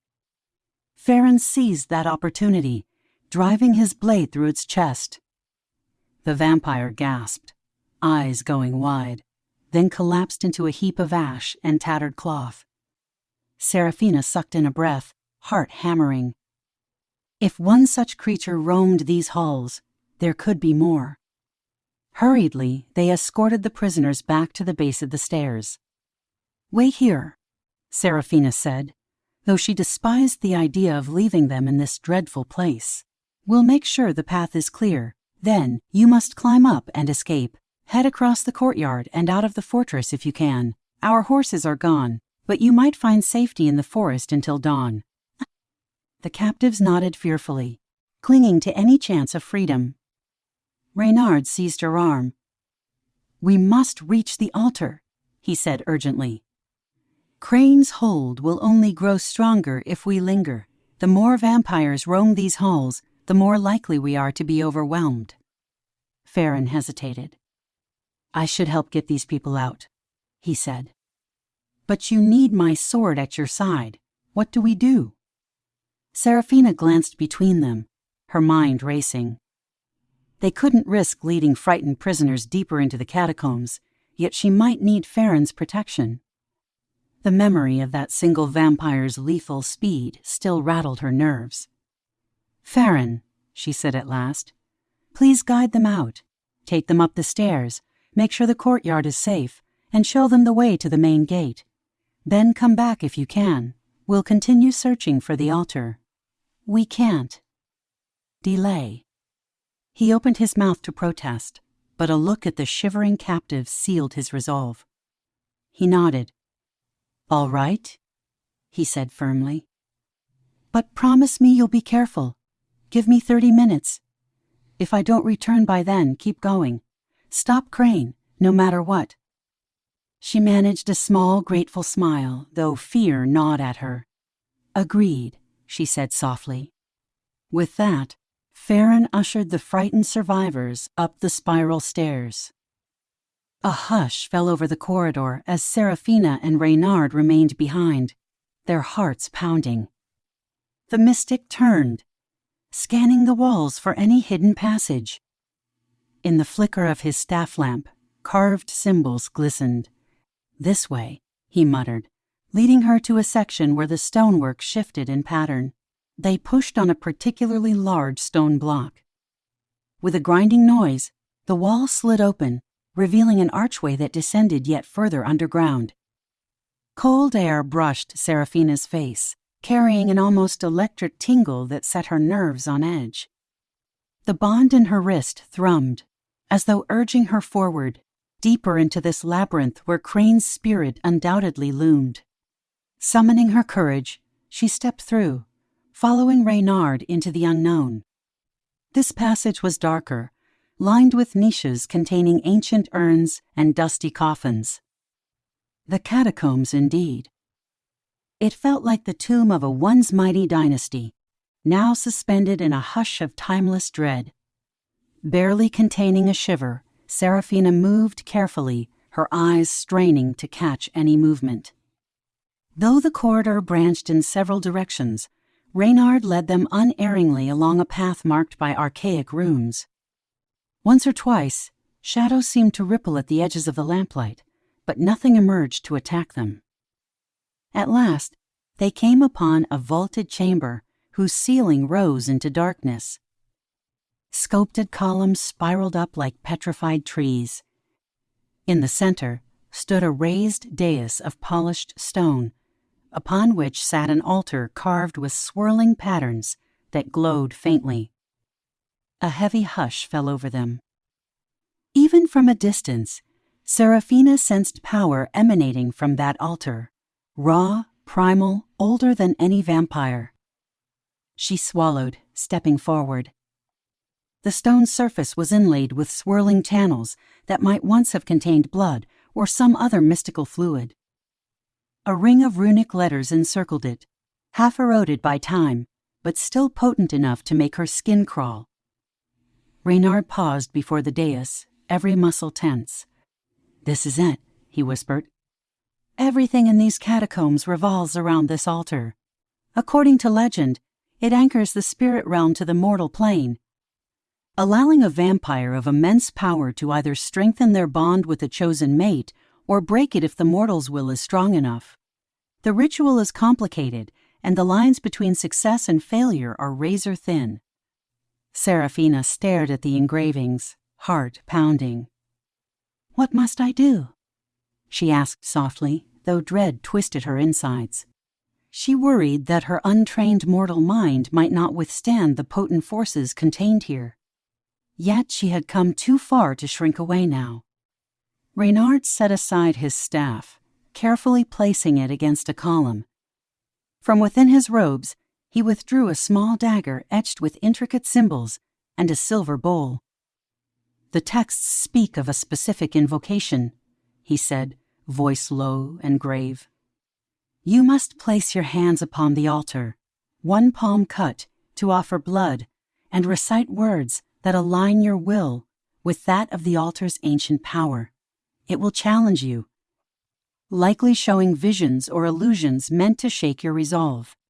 If your will stands firm, the bond to Krain may be severed, but if you falter or if a deeper part of you invites him, the altar will amplify the bond, allowing him to cross over in his full strength." Seraphina closed her eyes, inhaling shakily. She thought of the terrified captives she and Farron had rescued, of the council back in Edgewater, of all the mortals who would suffer should Krain rise to reclaim his throne. She had to do this, no matter how terrifying the risk. "Tell me the words," she said, holding out her shaking hand.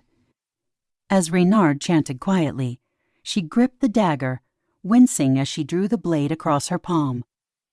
Warm blood trickled along her wrist, mingling with the cursed mark that had brought her to this moment. She pressed her palm to the altar's cold surface. Immediately, she felt a jolt, a surge of energy traveling up her arm and flooding her body. She gasped, knees buckling, but she forced herself to remain upright, leaning against the dais. The runic letters glowed brighter, throbbing in time with her heartbeat. Reynard recited an incantation in a language older than any mortal tongue, each syllable resonating in the chamber's hollow space. The swirling patterns on the altar lit up, as though fed by her blood.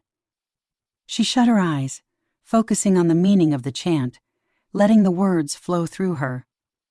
The tang of copper filled her senses, and she felt the world shift around her.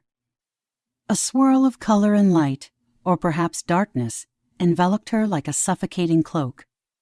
Dimly, she heard Reynard's voice urging her to remain strong. Suddenly, she was no longer in the catacombs. She stood in a throne room of black marble, tall windows admitting pale moonlight. Tattered banners hung from the ceiling, and in the center stood Prince Krain, draped in regal attire that gleamed like polished onyx. He turned to face her, eyes burning with an otherworldly glow. "Is this what you desire?" he asked quietly, stepping forward with deliberate grace. "To rip me from your soul after all we have shared?" She clenched her fists, forcing herself to remember the screams, the bloodshed, the terror that radiated from those he had captured.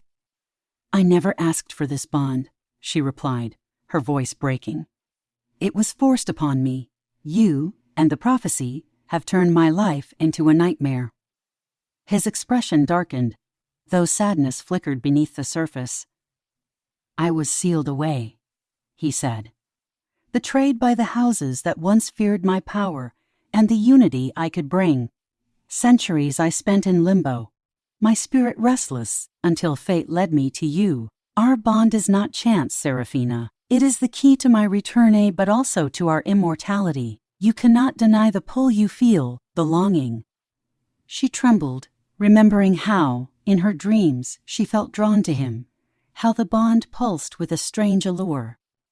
But she focused on the memory of the dungeon, the broken mortals, the chaos inflicted in his name. "You speak of unity," she spat. "But what of the innocents who suffer? What of the blood oath that ensured peace between our worlds? You would unravel everything just to reclaim your throne." Krain's hand curled at his side. "The oath," he said with quiet bitterness, "was a lie. It was never about protecting mortals. It was about controlling power. And controlling me. They would sacrifice your life this very moment if they believed it would keep me imprisoned forever. Ask yourself who is truly guilty here." She fought to resist the wedge of doubt he tried to drive into her heart. The council might be flawed, but their fear was justified. She couldn't let Krain sway her with half-truths.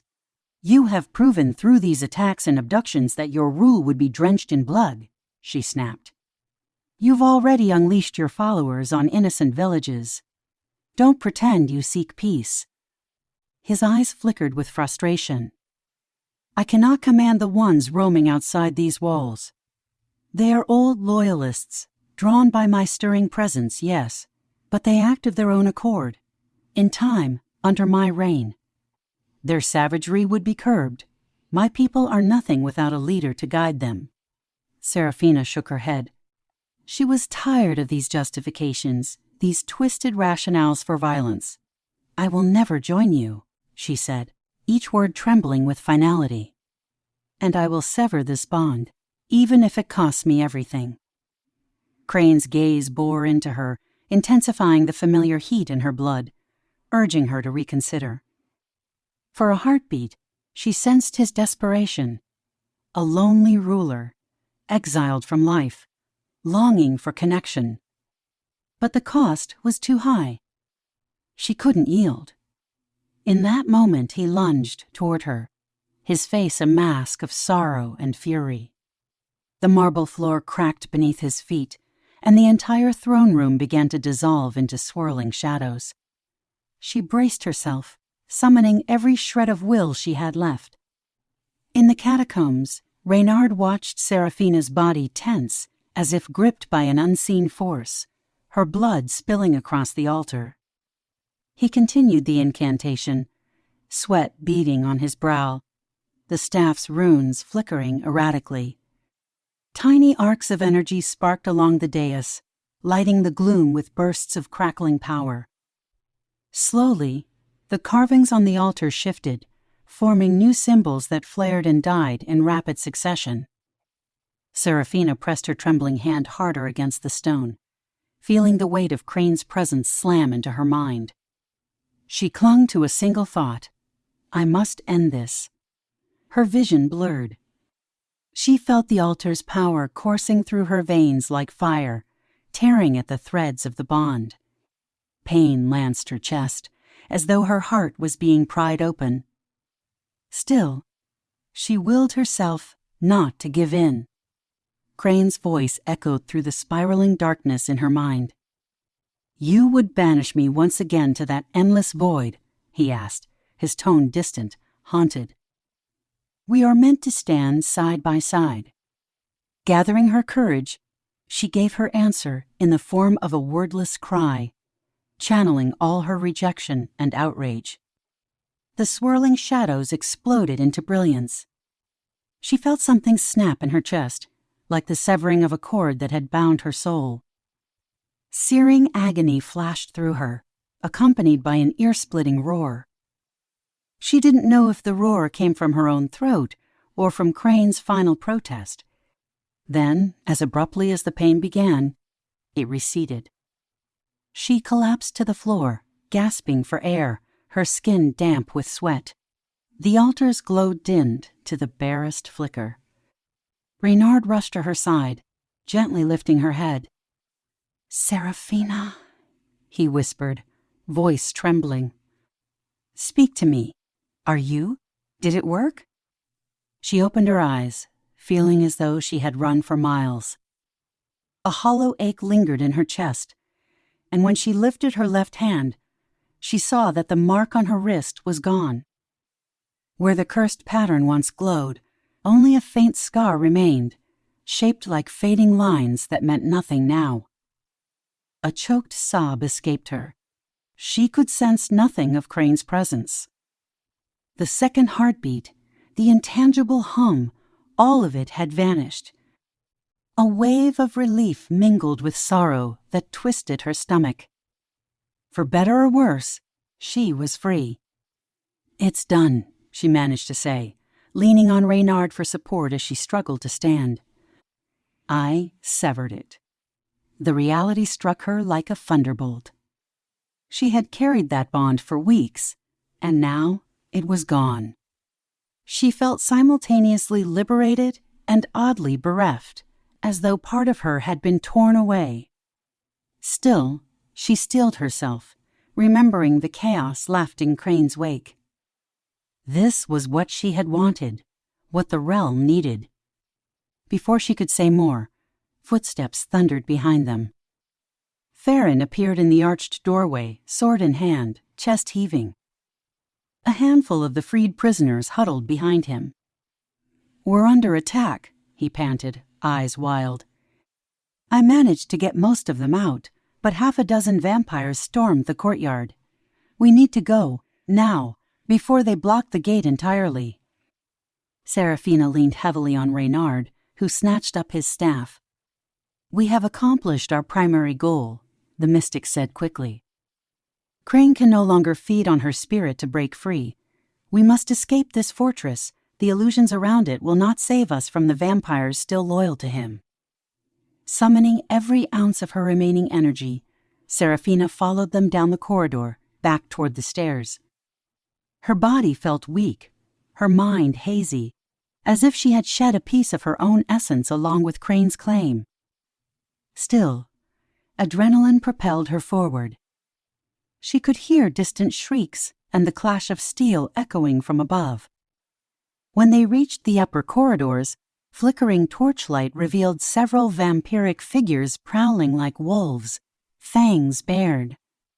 Farron sprang into action, sword singing as he engaged one in a lethal dance of parries and thrusts. Reynard raised his staff, chanting an incantation that sent a blast of force hurtling into two other vampires. They smashed against the stone wall, hissing in pain. Seraphina clung to a dagger, but her limbs felt sluggish. A vampire lunged at her, eyes gleaming with hunger, but she sidestepped clumsily. Reynard intervened, striking the creature with the staff's metal cap. "Stay behind us," he ordered, flinging out another arc of energy that crackled in the air. "You have done what you came for." Through the clamor, they fought their way to the courtyard, where rain had begun to fall in icy sheets, hammering the black stone. The freed mortals, now scattered and frantic, tried to flee toward the open gates. 3 more vampires blocked their path, some brandishing crude weapons, others simply snarling like rabid beasts. Lightning flashed, illuminating the chaos. "Push through!" Farron shouted. "We make for the main gate." Working together, the defenders and the frightened escapees surged forward. One vampire caught a man by the shoulder, dragging him back, but Seraphina darted close, plunging her dagger into the creature's neck. Blood spattered, and the vampire screeched, reeling away. Heart pounding, Seraphina pulled the man to his feet, ignoring the wet sting of rain on her cheeks. Everything felt surreal. The fortress that had symbolized her doom now teetered on the edge of chaos as scattered vampire loyalists tried to maintain control. They reached the gate, which groaned in the storm wind, still slightly ajar. Farron led the survivors across the black stone bridge, urging them to hurry. Behind them, enraged howls echoed from the courtyard, but none gave chase. Perhaps the loyalists had recognized that their dream of Krain's imminent return was shattered, or perhaps they were simply biding their time, waiting to rally under a new plan. Once across, they scrambled down the rocky path that led away from the fortress, though the night and the driving rain made every step perilous. Seraphina found it difficult to breathe in the thin mountain air, exhaustion threatening to overwhelm her. Yet she clutched Farron's arm, forging ahead. At last, they reached a cluster of stunted trees where they could take temporary refuge. The freed prisoners collapsed with sobs of relief, hugging each other in disbelief that they had escaped that dreadful place. Reynard turned to Seraphina, his own relief tempered by deep fatigue. "Is it truly gone?" he asked, eyeing her wrist where the mark once glowed. She lifted her hand, letting the cold rain wash away any lingering traces of blood. "Yes," she said, voice hoarse. "I can't feel him anymore. It's as if a door in my mind has slammed shut." Farron, still catching his breath, nodded slowly. "Then we've done it," he said. "Prince Krain cannot rise through that bond. Edgewater is safer for it, though we still face the threat of rogue vampires who flocked to him." His gaze flicked back up the mountain path, where the fortress loomed, barely visible through the rain and darkness. They would simply vanish. Seraphina's stomach twisted with a mix of triumph and lingering dread. While she had succeeded in severing the bond, the aftermath remained uncertain. How many vampires had already begun to rally? Would this fortress become a seat of violence once more? Would Krain's loyalists attempt to free him by other means, or had they lost the key to his release forever? She didn't have answers, but she felt a quiet certainty that the greatest danger, the unstoppable synergy of their shared curse, was gone. They spent the remainder of the night huddled among the trees, too exhausted to descend the mountain in the dark. With the first hint of dawn's light, the storm abated, revealing low-lying clouds that clung to the valleys below. Farron scouted a safe path, and they began the careful trek down the mountain. It was a somber journey, made heavier by the knowledge of what had nearly been unleashed. The rescued mortals whispered to one another, some thanking Seraphina under their breath for what she had done, while others simply stared at her in awe, still struggling to believe that an ordinary mortal woman had severed an ancient curse with her own will. By midday, they reached a point where the horses were tethered. Miraculously, the animals remained safe, though skittish from the thunder that had shaken the peaks all night. The group divided so the weakest survivors could ride, while the able-bodied continued on foot. Reynard offered Seraphina his horse, but she declined, insisting that those more injured than she needed the help. She chose to walk, leaning on Farron when weariness overcame her. The two shared a brief smile, an unspoken gratitude passing between them. In the days that followed, they traveled slowly back to Edgewater, stopping at smaller settlements to leave some of the rescued villagers in their home regions, reuniting them with friends or families who had feared them lost forever. Word spread quickly of what had transpired, how a mortal woman, once bound by the darkest prince, had journeyed to his fortress and performed a ritual to break his power. Some spoke of Seraphina as a savior, others as a harbinger of ill tidings who had narrowly averted disaster. For her part, she remained quiet, still grappling with the enormity of her experience. When at last she crossed the familiar threshold into Edgewater, a hush fell over the populace that recognized her. The council, caught off guard by her return, immediately summoned her, Reynard, and Farron to a formal hearing in the temple. Candles burned in tall stands, their light flickering across the stern features of the elders.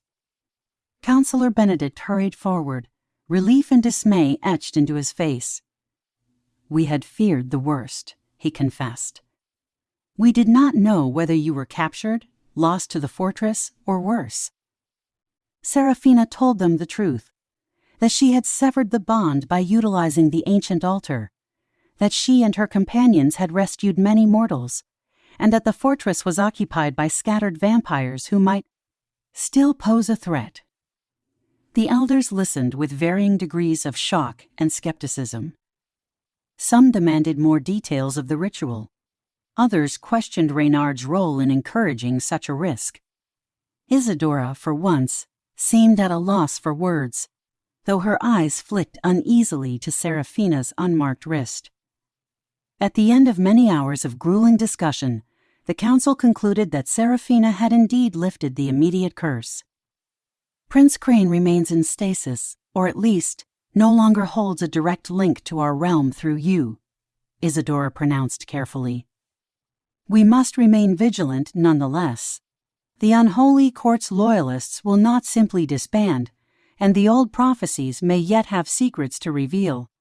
But for now, you have averted catastrophe. Wah! The relief that swept Seraphina's heart was tempered by weariness. For too long, she had been at the mercy of powers far greater than herself. Now she could finally breathe freely, unchained. She bowed her head, accepting the council's cautious gratitude, but she felt no elation in their words. The damage was done. People had died, families had been uprooted by fear, and the treaties between mortal and vampire communities were left strained. There was no simple happy ending, only a long process of recovery and vigilance. When the hearing ended, Farron escorted her out of the temple. The afternoon sun cast warm light on the worn cobblestones. "So, what happens now?" he asked, standing beside her on the temple steps. "Will you remain here, with the council looking over your shoulder, or do you have other plans?" She took a slow breath, gazing at the skyline of the small city that had once been her entire world. I don't know, she admitted softly. Part of me wants to bury myself in a simple life, to forget everything that happened. But I can't unlearn what I've seen. There are still vampires out there who followed Krain, who might do worse now that they've lost him. But I can't pretend none of that exists. Maybe I need to help keep the peace in a more tangible way. Farron studied her expression, then nodded. Edgewater could use someone like you. The council may have ancient knowledge, but they do not understand the common folk the way you do. And the people they'll need someone to look to, someone who stood against Krain, lived, lie. She smiled, though it was tinged with sadness. I was just a mortal once, she murmured, until all of this. I never wanted to be a hero, but if I can use what I've learned to help our people, then maybe something good can come of this nightmare. Dash. Farron placed a gentle hand on her arm, guiding her down the steps. It already has, he said simply, and she felt a warmth of fellowship in his words. The road ahead was uncertain, but at least she was free to walk it on her own terms, unbound by a cursed destiny. A few weeks later, Seraphina found herself standing at the edge of the coastline, watching the sunset paint the water in gold and crimson hues. She had come here for solitude, to reflect on the life she almost lost and the fate she had narrowly avoided. The breeze smelled of salt and distant storms. She traced her fingertips over the faint lines on her wrist, the scar left behind after the mark's removal. She felt no stirring, no silent presence in her mind, just the steady pulse of her own heart. Sometimes, in unguarded moments, she remembered the brief flashes of Prince Krain's vulnerability, the centuries of isolation, the sorrow in his crimson eyes when she refused him. She was not naive enough to pity him, yet she understood now that he had not chosen his path free of pain or regret. Still, his ambitions had nearly plunged them all into war. She couldn't afford sentiment. The bond was severed, her humanity preserved. The fortress high in the mountains would remain a place of nightmares and old shadows, hopefully kept in check by the council's renewed vigilance. In time, Edgewater settled back into a fragile normalcy. Attacks on nearby villages subsided, though occasional rumors persisted of vampiric sightings near the old fortress. The council cooperated with allied vampire houses to patrol the border, eager to ensure that no new power rose from Krain's old domain. Amid these shifting alliances, Seraphina carved out a role as a liaison of sorts, using her unique perspective to ease tensions between mortals and vampires whenever possible. It was not an easy path, and there were days when she longed to vanish from the weight of it all. But she knew in her heart that this was her purpose now, to stand at the crossroads and ensure that no one else was ever forced into the kind of bond she had endured. As the season turned, she found a measure of peace in the knowledge that her struggle had not been in vain. She had confronted her fears, faced an ancient evil, and emerged whole. Though the scars ran deep, in her psyche as well as on her skin, she carried them as a testament to her strength. No longer just a mortal overshadowed by vampire lords, she was Seraphina, the one who had thwarted a dark prince's prophecy, the one who had proven that mortal will could rival immortal fate. And so, her story passed into whispers and tavern tales, a reminder that even the most formidable curses could be challenged. Many would speak of her with awe, wondering if she was touched by greater powers, if she might one day ascend to lead humans and vampires into a new era. She smiled at such notions, for she felt neither saint nor queen, just a woman who had claimed her freedom against impossible odds. Yet on rare nights, when the moon was high and shadows stretched across her modest room, she would awaken from a dream in which she stood once more in a black marble throne room. She would see Prince Krain, his eyes flickering with regret, his form fading into the darkness.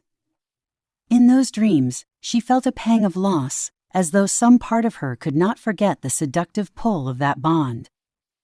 But morning always came, dissolving the memory and reaffirming that her life belonged to her alone. She was free. She was alive. And she would never again be bound by the will of a creature that saw her only as a vessel for power or prophecy. The words rang in her mind like a quiet victory. I was just a mortal until the vampire prince claimed me. But in severing that claim, I discovered my own strength. 3 months had passed since Seraphina's journey to the Unholy Court, and the dust of recent turmoil had begun to settle. The council, divided as it was, took a measured approach in dealing with the aftermath of Prince Krain's near arrival. Patrols guarded the forest roads, while negotiations with friendly vampire houses ensured a tentative stability. The fortress in the mountains remained a looming threat, a dark relic that harbored scattered loyalists and the persistent possibility that Krain could be awakened by another bond or ritual if enough old magic was gathered. Seraphina threw herself into her new duties with a kind of quiet resolve, visiting outlying settlements to reassure frightened villagers. She helped distribute the council's resources to families who had lost loved ones to vampire raids. At every turn, she was met with cautious reverence. People still whispered about her severed curse, as though expecting she might manifest hidden powers at any moment. She tried to quell such rumors, reminding them that she was only human. The council's elders rarely contradicted these rumors, for it suited them that the populace regard her with a mix of awe and caution. The more they believed in her ability to hold dark forces at bay, the less likely they were to revolt in blind fear.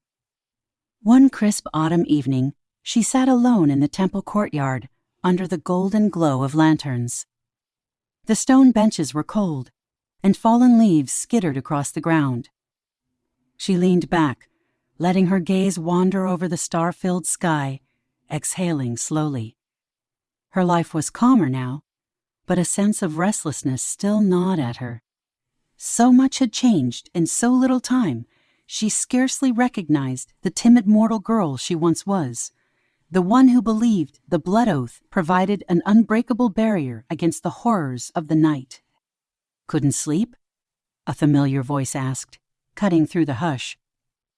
She turned to see Farron, dressed in a simple tunic, standing at the edge of the courtyard.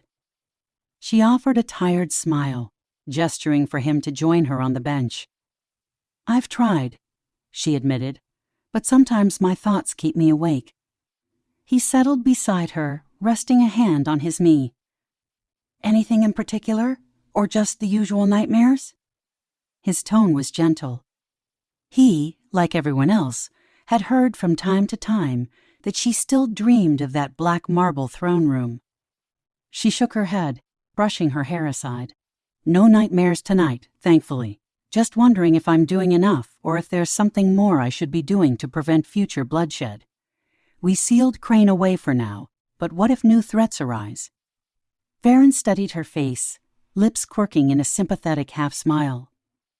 "You can't protect the entire world, Seraphina," he said kindly. "You've already done more than anyone could have asked. The council is reorganizing. The vampire houses are cooperating at least somewhat, and Edgewater's people know you for who you are, someone who risked everything to keep them safe. That's a strong foundation." She let his words settle, fiddling with the edge of her cloak. "I know," she murmured. "But I can't quite shake the feeling that Krain's fortress is like a wound that hasn't fully healed. We severed the bond. But we didn't destroy him, not permanently. Is he truly doomed to remain in limbo for eternity, or could another path to his resurrection appear?" Farron blew out a slow breath, as though he too felt the weight of such questions. "Reynard believes that the ritual you performed was powerful enough to disrupt his connection for good," he said. "He thinks Krain might still exist in some half-forgotten realm, powerless and unable to breach the barriers that remain. As for his followers, they're leaderless, fractious, Without a unifying presence, they'll likely splinter into small groups, each trying to carve out its own territory. That's a nightmare for the Council to manage, but not an apocalyptic threat. She nodded thoughtfully, appreciating Farron's practical perspective. For so long, her fear had been that Krain would rise in full force, culminating in a cataclysmic war. If the greatest danger had indeed passed, perhaps the time had come for her to find a new purpose, something beyond constant vigilance against an old terror. Yet the memory of Krain's eyes, the complexity and sorrow within them, remained lodged in her heart. She reminded herself that the suffering he caused could never be outweighed by any flicker of pity. In the weeks that followed, she traveled even farther beyond Edgewater's bounds, visiting smaller outposts where mortal and vampire communities mixed under the uneasy banner of the Blood Oath. Her presence, backed by the Council's reluctant endorsement, helped soothe lingering resentments. She listened to local grievances, stories of lost loved ones, and concerns that the truce would crumble. Though she had no official title, her reputation as the mortal who defied a vampire prince made people heed her counsel. Sometimes she calmed tensions simply by speaking about the horrors she had witnessed, reminding both sides that unity was preferable to the chaos a renewed war would bring. It was a slow, challenging process, and not all vampires greeted her with open arms. Some saw her as a meddler who threatened their autonomy, or a living reminder of Krain's downfall. More than once, she felt those ancient, predatory eyes on her in the shadows, tension rippling among fang-bearing immortals. Yet her unwavering stance, and the cautionary tale she represented, dissuaded them from outright aggression. For each threat or sneer, another vampire admitted grudging respect, as if they could sense the intangible strength she still carried. During one such trip, Seraphina found herself on the outskirts of a humble trading post nestled at the base of a dark forest. She had come to speak with a local envoy, a vampire named Eliaran, who once studied in the same temple archives as Reynard. Rumor said that Eliaran possessed old scrolls detailing alternative ways to manage vampire hunger without victimizing humans, a potential boon for sustaining the fragile peace. The idea of a mutually beneficial system intrigued Seraphina, though she approached it warily. She arrived at dusk, guided by torchlight to a low stone building that served as a meeting place. Inside, an austere chamber awaited, its walls adorned with faded banners depicting a silver tree, the symbol of Eliaran's lineage. The vampire himself stood by a large table strewn with parchment, his dark hair pulled back, a slender figure draped in fine robes. He turned as she entered, regarding her with piercing amber eyes. "Seraphina," he greeted, a gentle lilt in his voice. "I have been expecting you. Reynard wrote to me of your interest." She dipped her head in a respectful nod. "Thank you for agreeing to meet me," she said, crossing the threshold with measured steps. "I understand you've been researching alternative feeding methods that might reduce the tensions between mortals and vampires."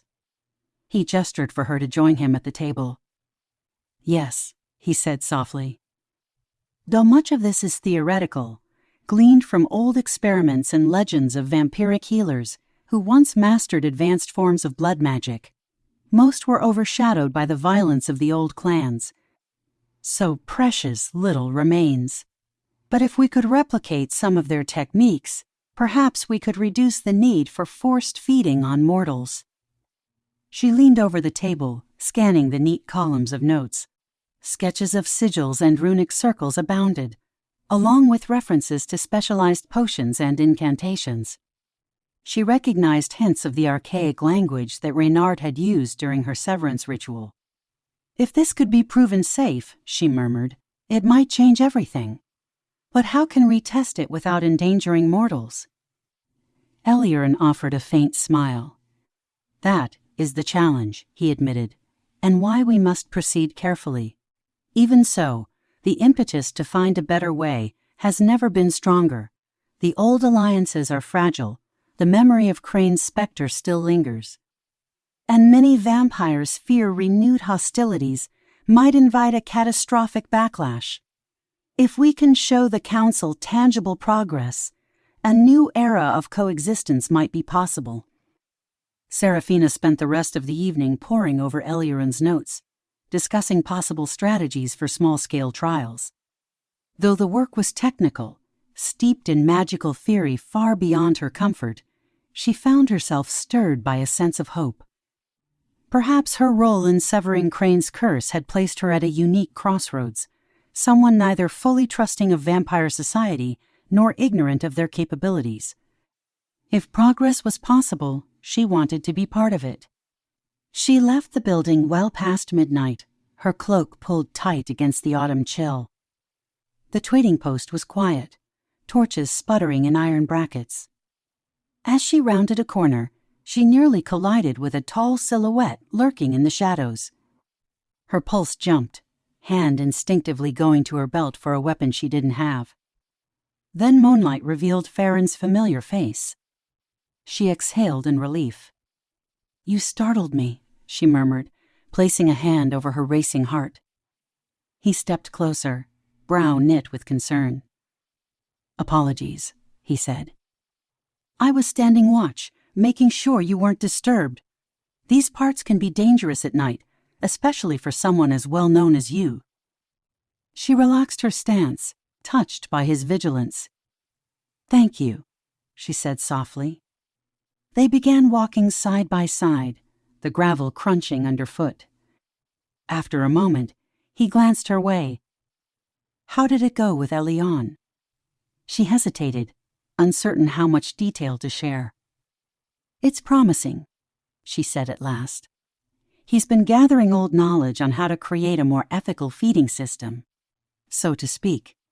A method that might rely on volunteers or specialized illusions to replicate the taste of mortal blood without the actual harm. It sounds fantastical, but if it works—" Farron raised his eyebrows, clearly surprised. "That would be revolutionary," he said. "It could stop the worst of the attacks, ease the mortal fear, perhaps even unify the old houses under a single framework that keeps them fed." Seraphina nodded.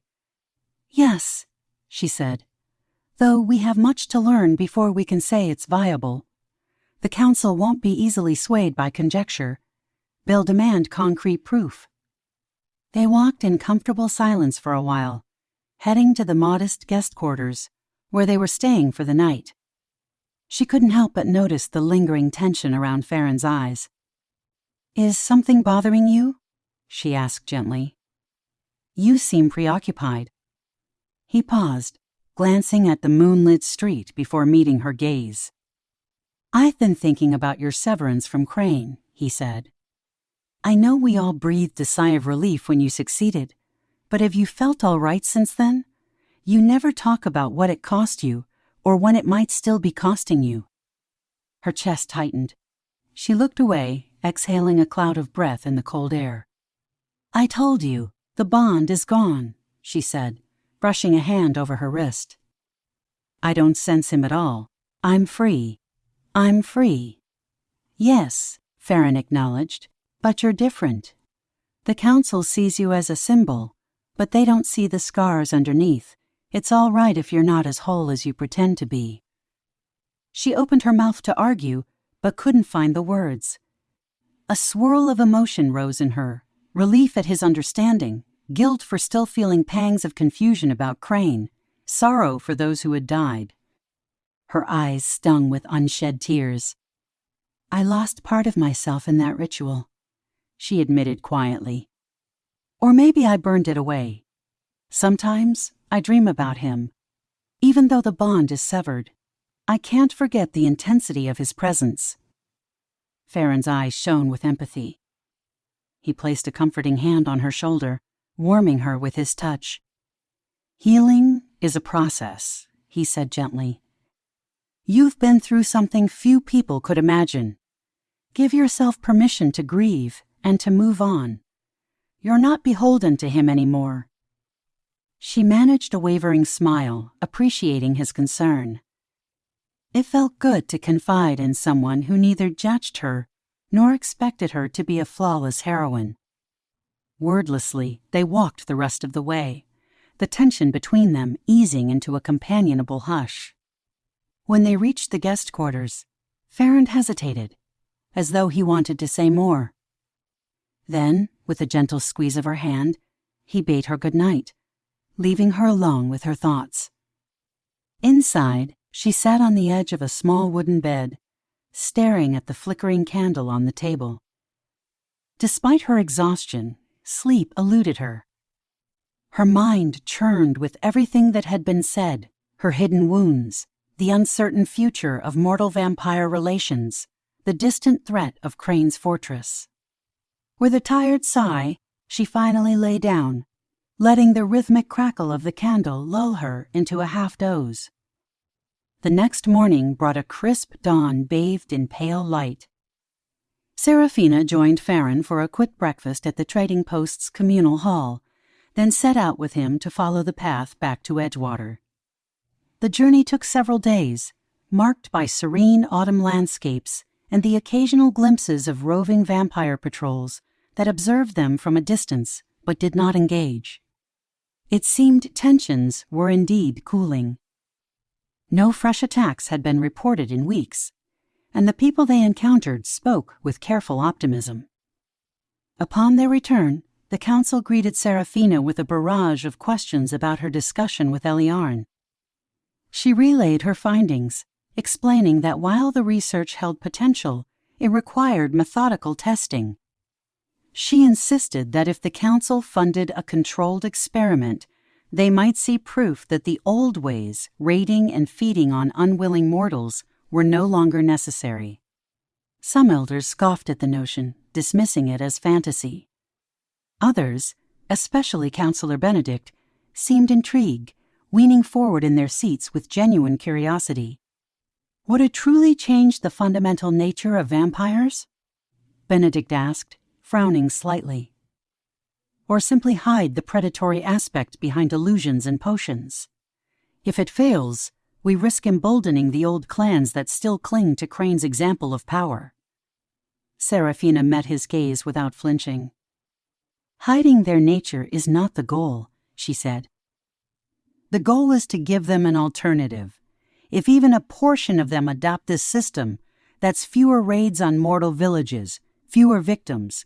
It's a step toward coexisting without the constant threat of bloodshed. After much debate, the council agreed, by a narrow margin, to allocate minimal resources for preliminary trials. Isadora, who had remained quiet for most of the conversation, finally spoke. "If this fails," she warned, "it will be on your head. The council's willingness to experiment is not limitless. Remember that." Seraphina left the chambers feeling both encouraged and wary. She understood the political dangers. A single misstep could ignite the very conflicts they hoped to forestall. Nonetheless, a spark of determination burned in her. She had fought so hard to maintain peace. Forging a new path felt like the logical next step in securing a future free from nightmares like Krain's near resurrection. In the weeks that followed, small-scale experiments began. Several volunteer vampires, carefully screened for signs of aggression, were permitted to work with Elion and a handful of mortal healers. Using carefully measured extracts of mortal blood combined with runic wards, they attempted to replicate the feeding sensation without harming the donors. Progress was halting, riddled with setbacks and tension, but inch by inch they advanced. Seraphina observed from the sidelines, stepping in to mediate disputes and reassure skittish participants.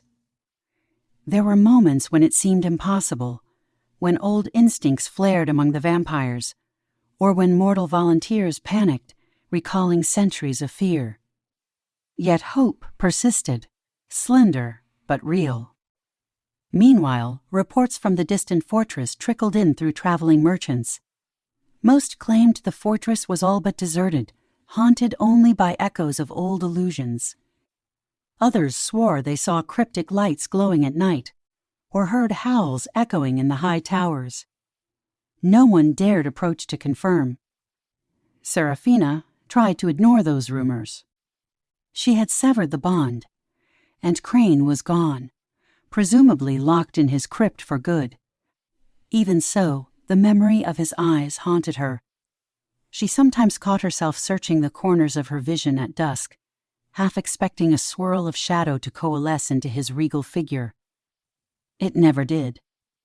One gray afternoon, while the experiments continued in a secured wing of the temple, a commotion arose outside. Seraphina stepped into the courtyard to see a ragged figure stumbling through the gate, escorted by suspicious guards. To her alarm, there was a young vampire woman, pale and shivering.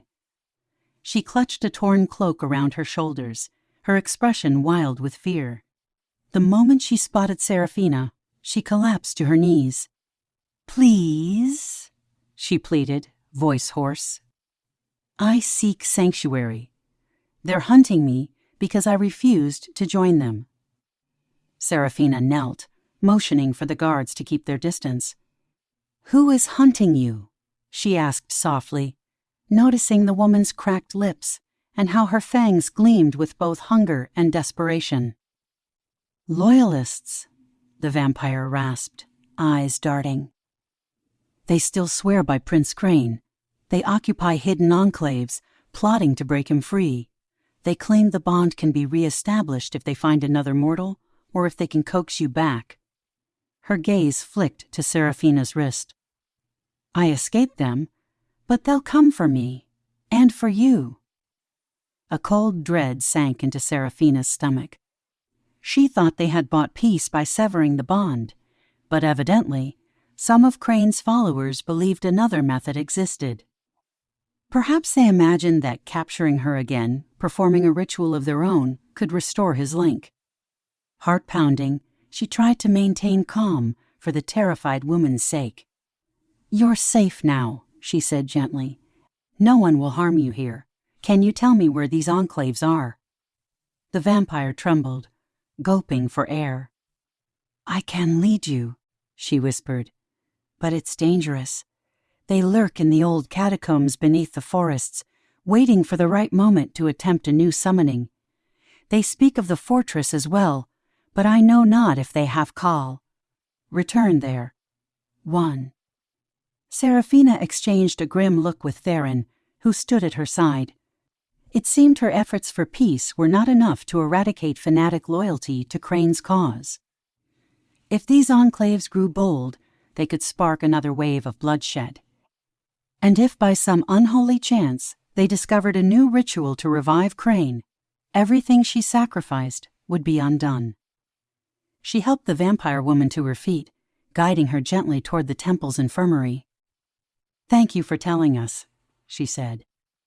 "We'll make sure the council hears your testimony. We'll protect you from them." The woman nodded feebly, relief mingled with lingering terror. Meanwhile, Seraphina's mind spun. She couldn't let these loyalists fester, not when they threatened to upend the fragile progress being made. That evening, she joined a council meeting where the matter was brought up. She pressed them to send scouting parties, to root out any enclaves still plotting Krain's return.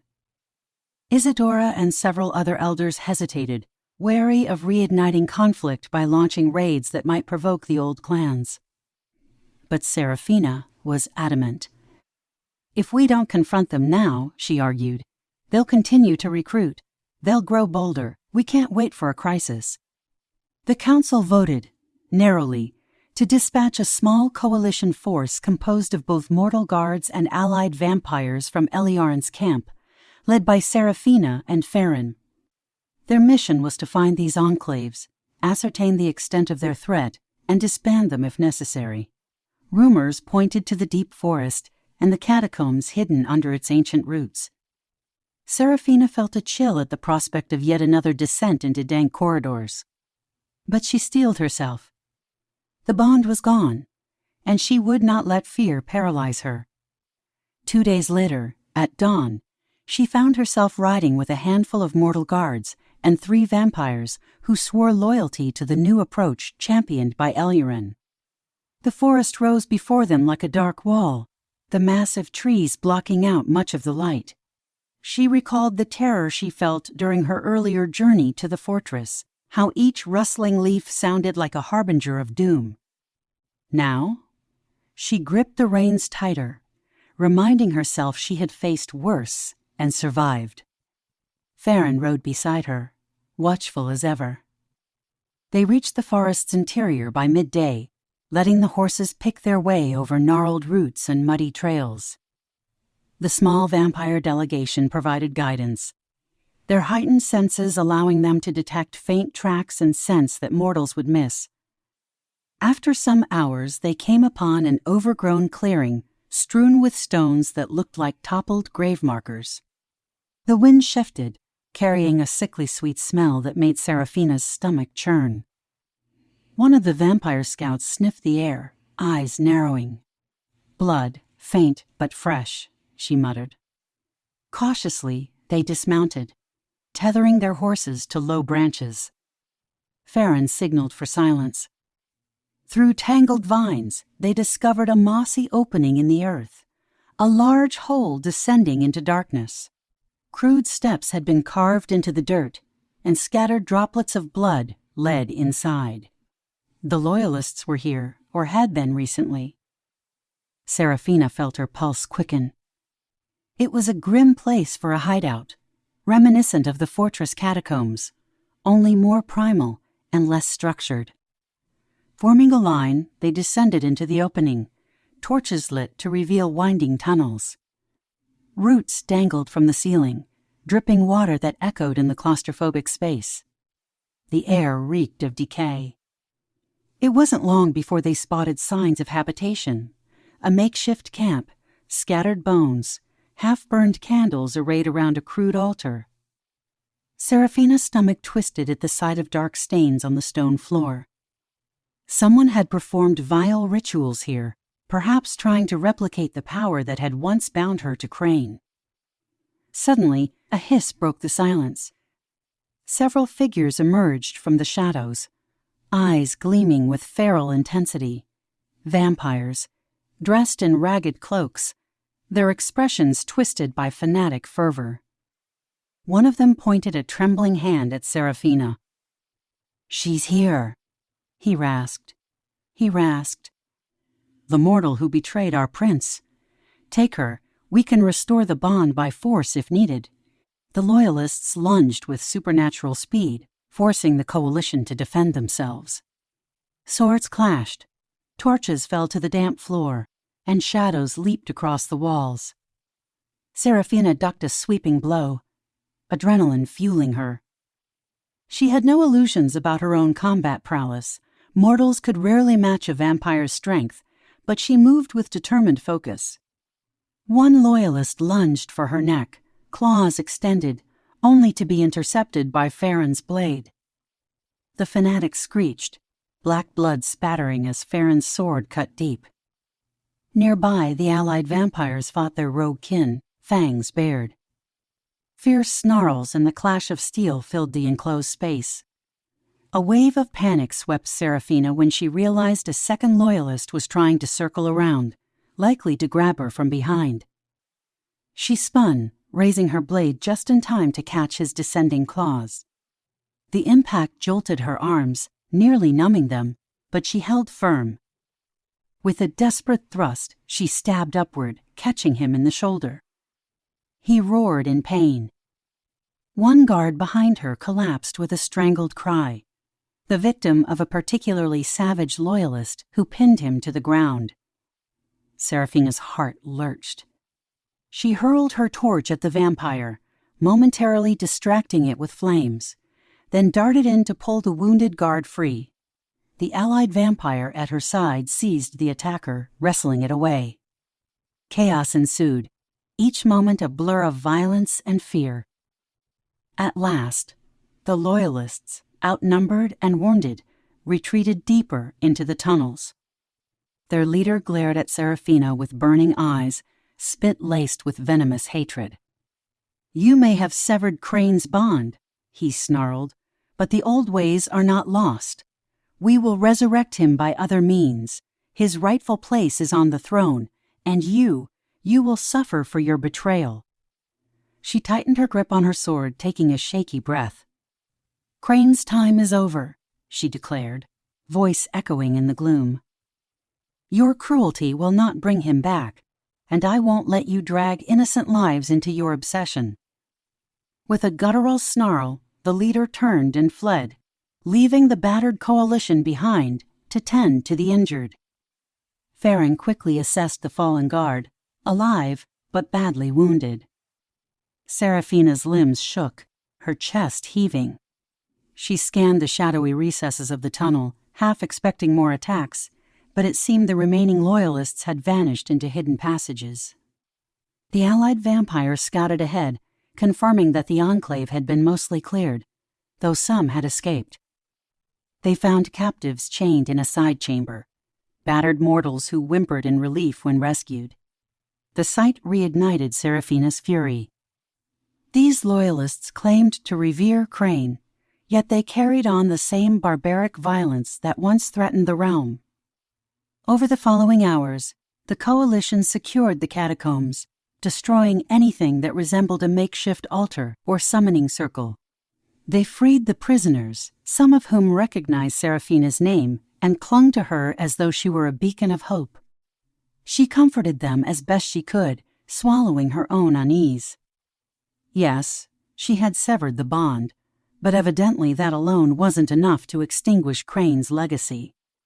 Fanaticism burned in the hearts of those who longed for his return, and they would not relinquish their devotion easily. Exhausted and heartsick, the group emerged from the tunnels near dawn, squinting against the gray light seeping through the forest canopy. The freed captive stumbled, many too weak to walk without support. Farron and the other guards offered what aid they could. Once they reached the clearing, Seraphina leaned against a mossy trunk, breathing in lungfuls of damp morning air. The scale of the problem was sobering. Enclaves like this could be scattered far and wide, each attempting their own gruesome rituals. She wondered if the council understood how extensive the threat remained. Farron caught her eye, his own expression grim. "We shut down one cell," he said quietly.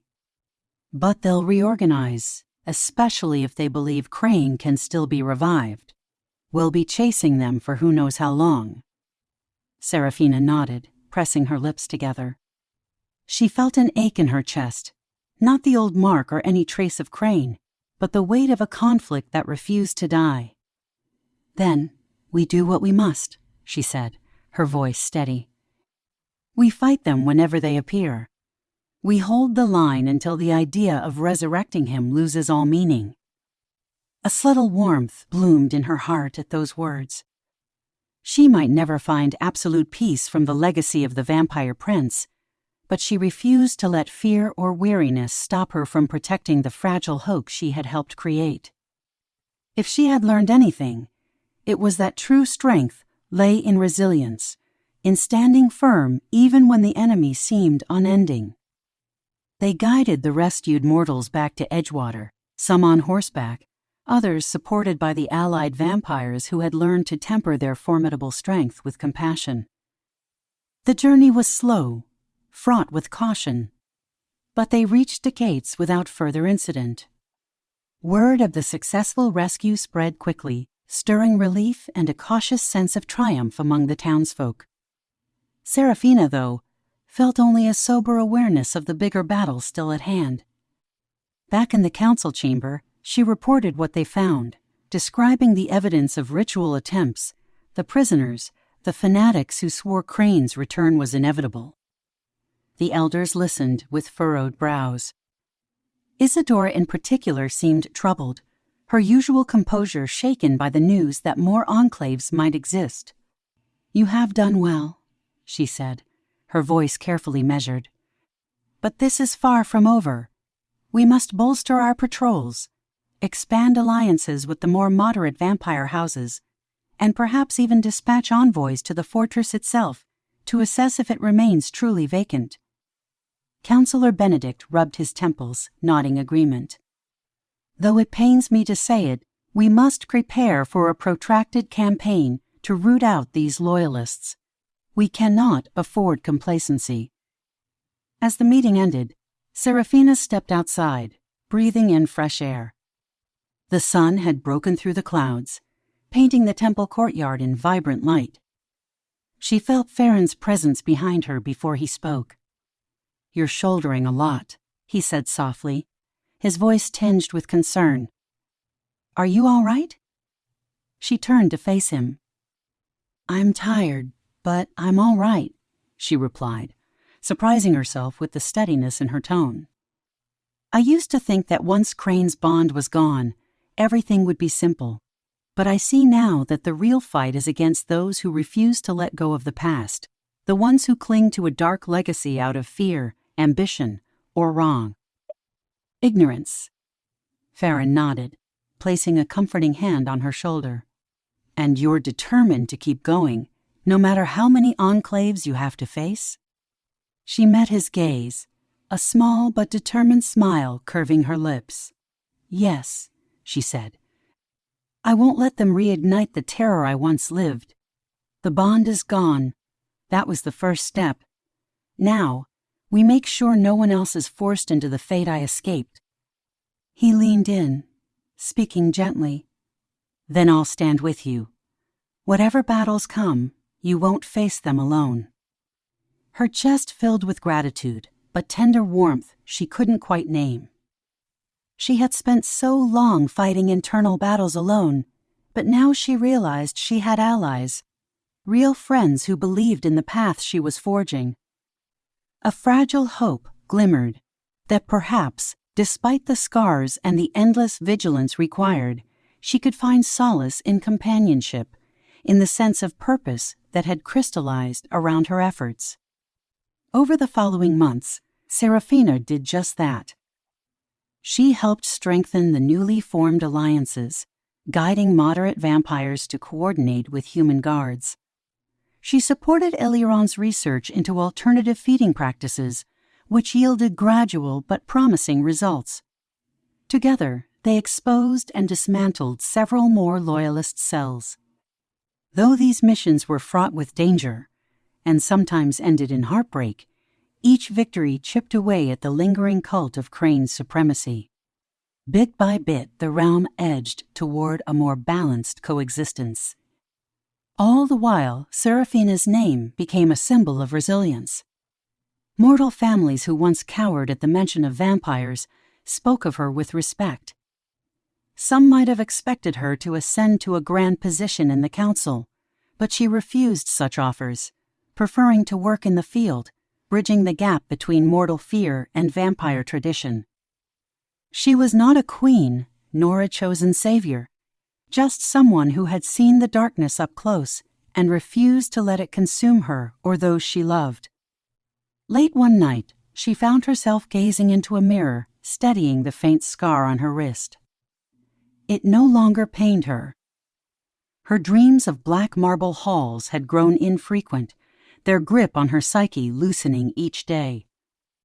When she closed her eyes, she no longer felt Krain's presence, no whisper in the recesses of her mind. The bond was truly gone. A wave of bittersweet relief flooded her.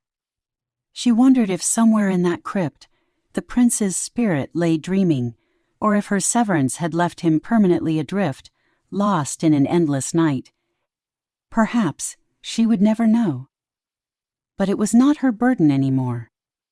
She stepped away from the mirror, pulling on a cloak for another journey beyond Edgewater, where she would continue her work uniting humans and vampires under the shaky promise of mutual respect. Before leaving, she caught Farron's eye in the temple courtyard. He tipped his head, silently asking if she was ready. She nodded, heart steady, purpose clear. "I was just a mortal," she mused quietly to herself, remembering all that had happened since the mark first burned onto her wrist. "Now, I'm something more, not because of Krain's bond, but because I broke free, and discovered my own power.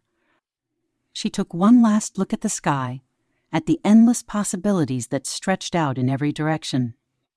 Then, with firm resolve, she joined Farron, disappearing into the dawn light to face whatever new challenges would come. The story of the vampire prince and the mortal woman he marked did not end with bloodshed and conquest. It ended with her liberation, a testament that even the darkest curses could be shattered by courage and determination. And though the night still held its dangers, the seeds of hope had been planted, nurtured by a single mortal who refused to let fate claim her soul.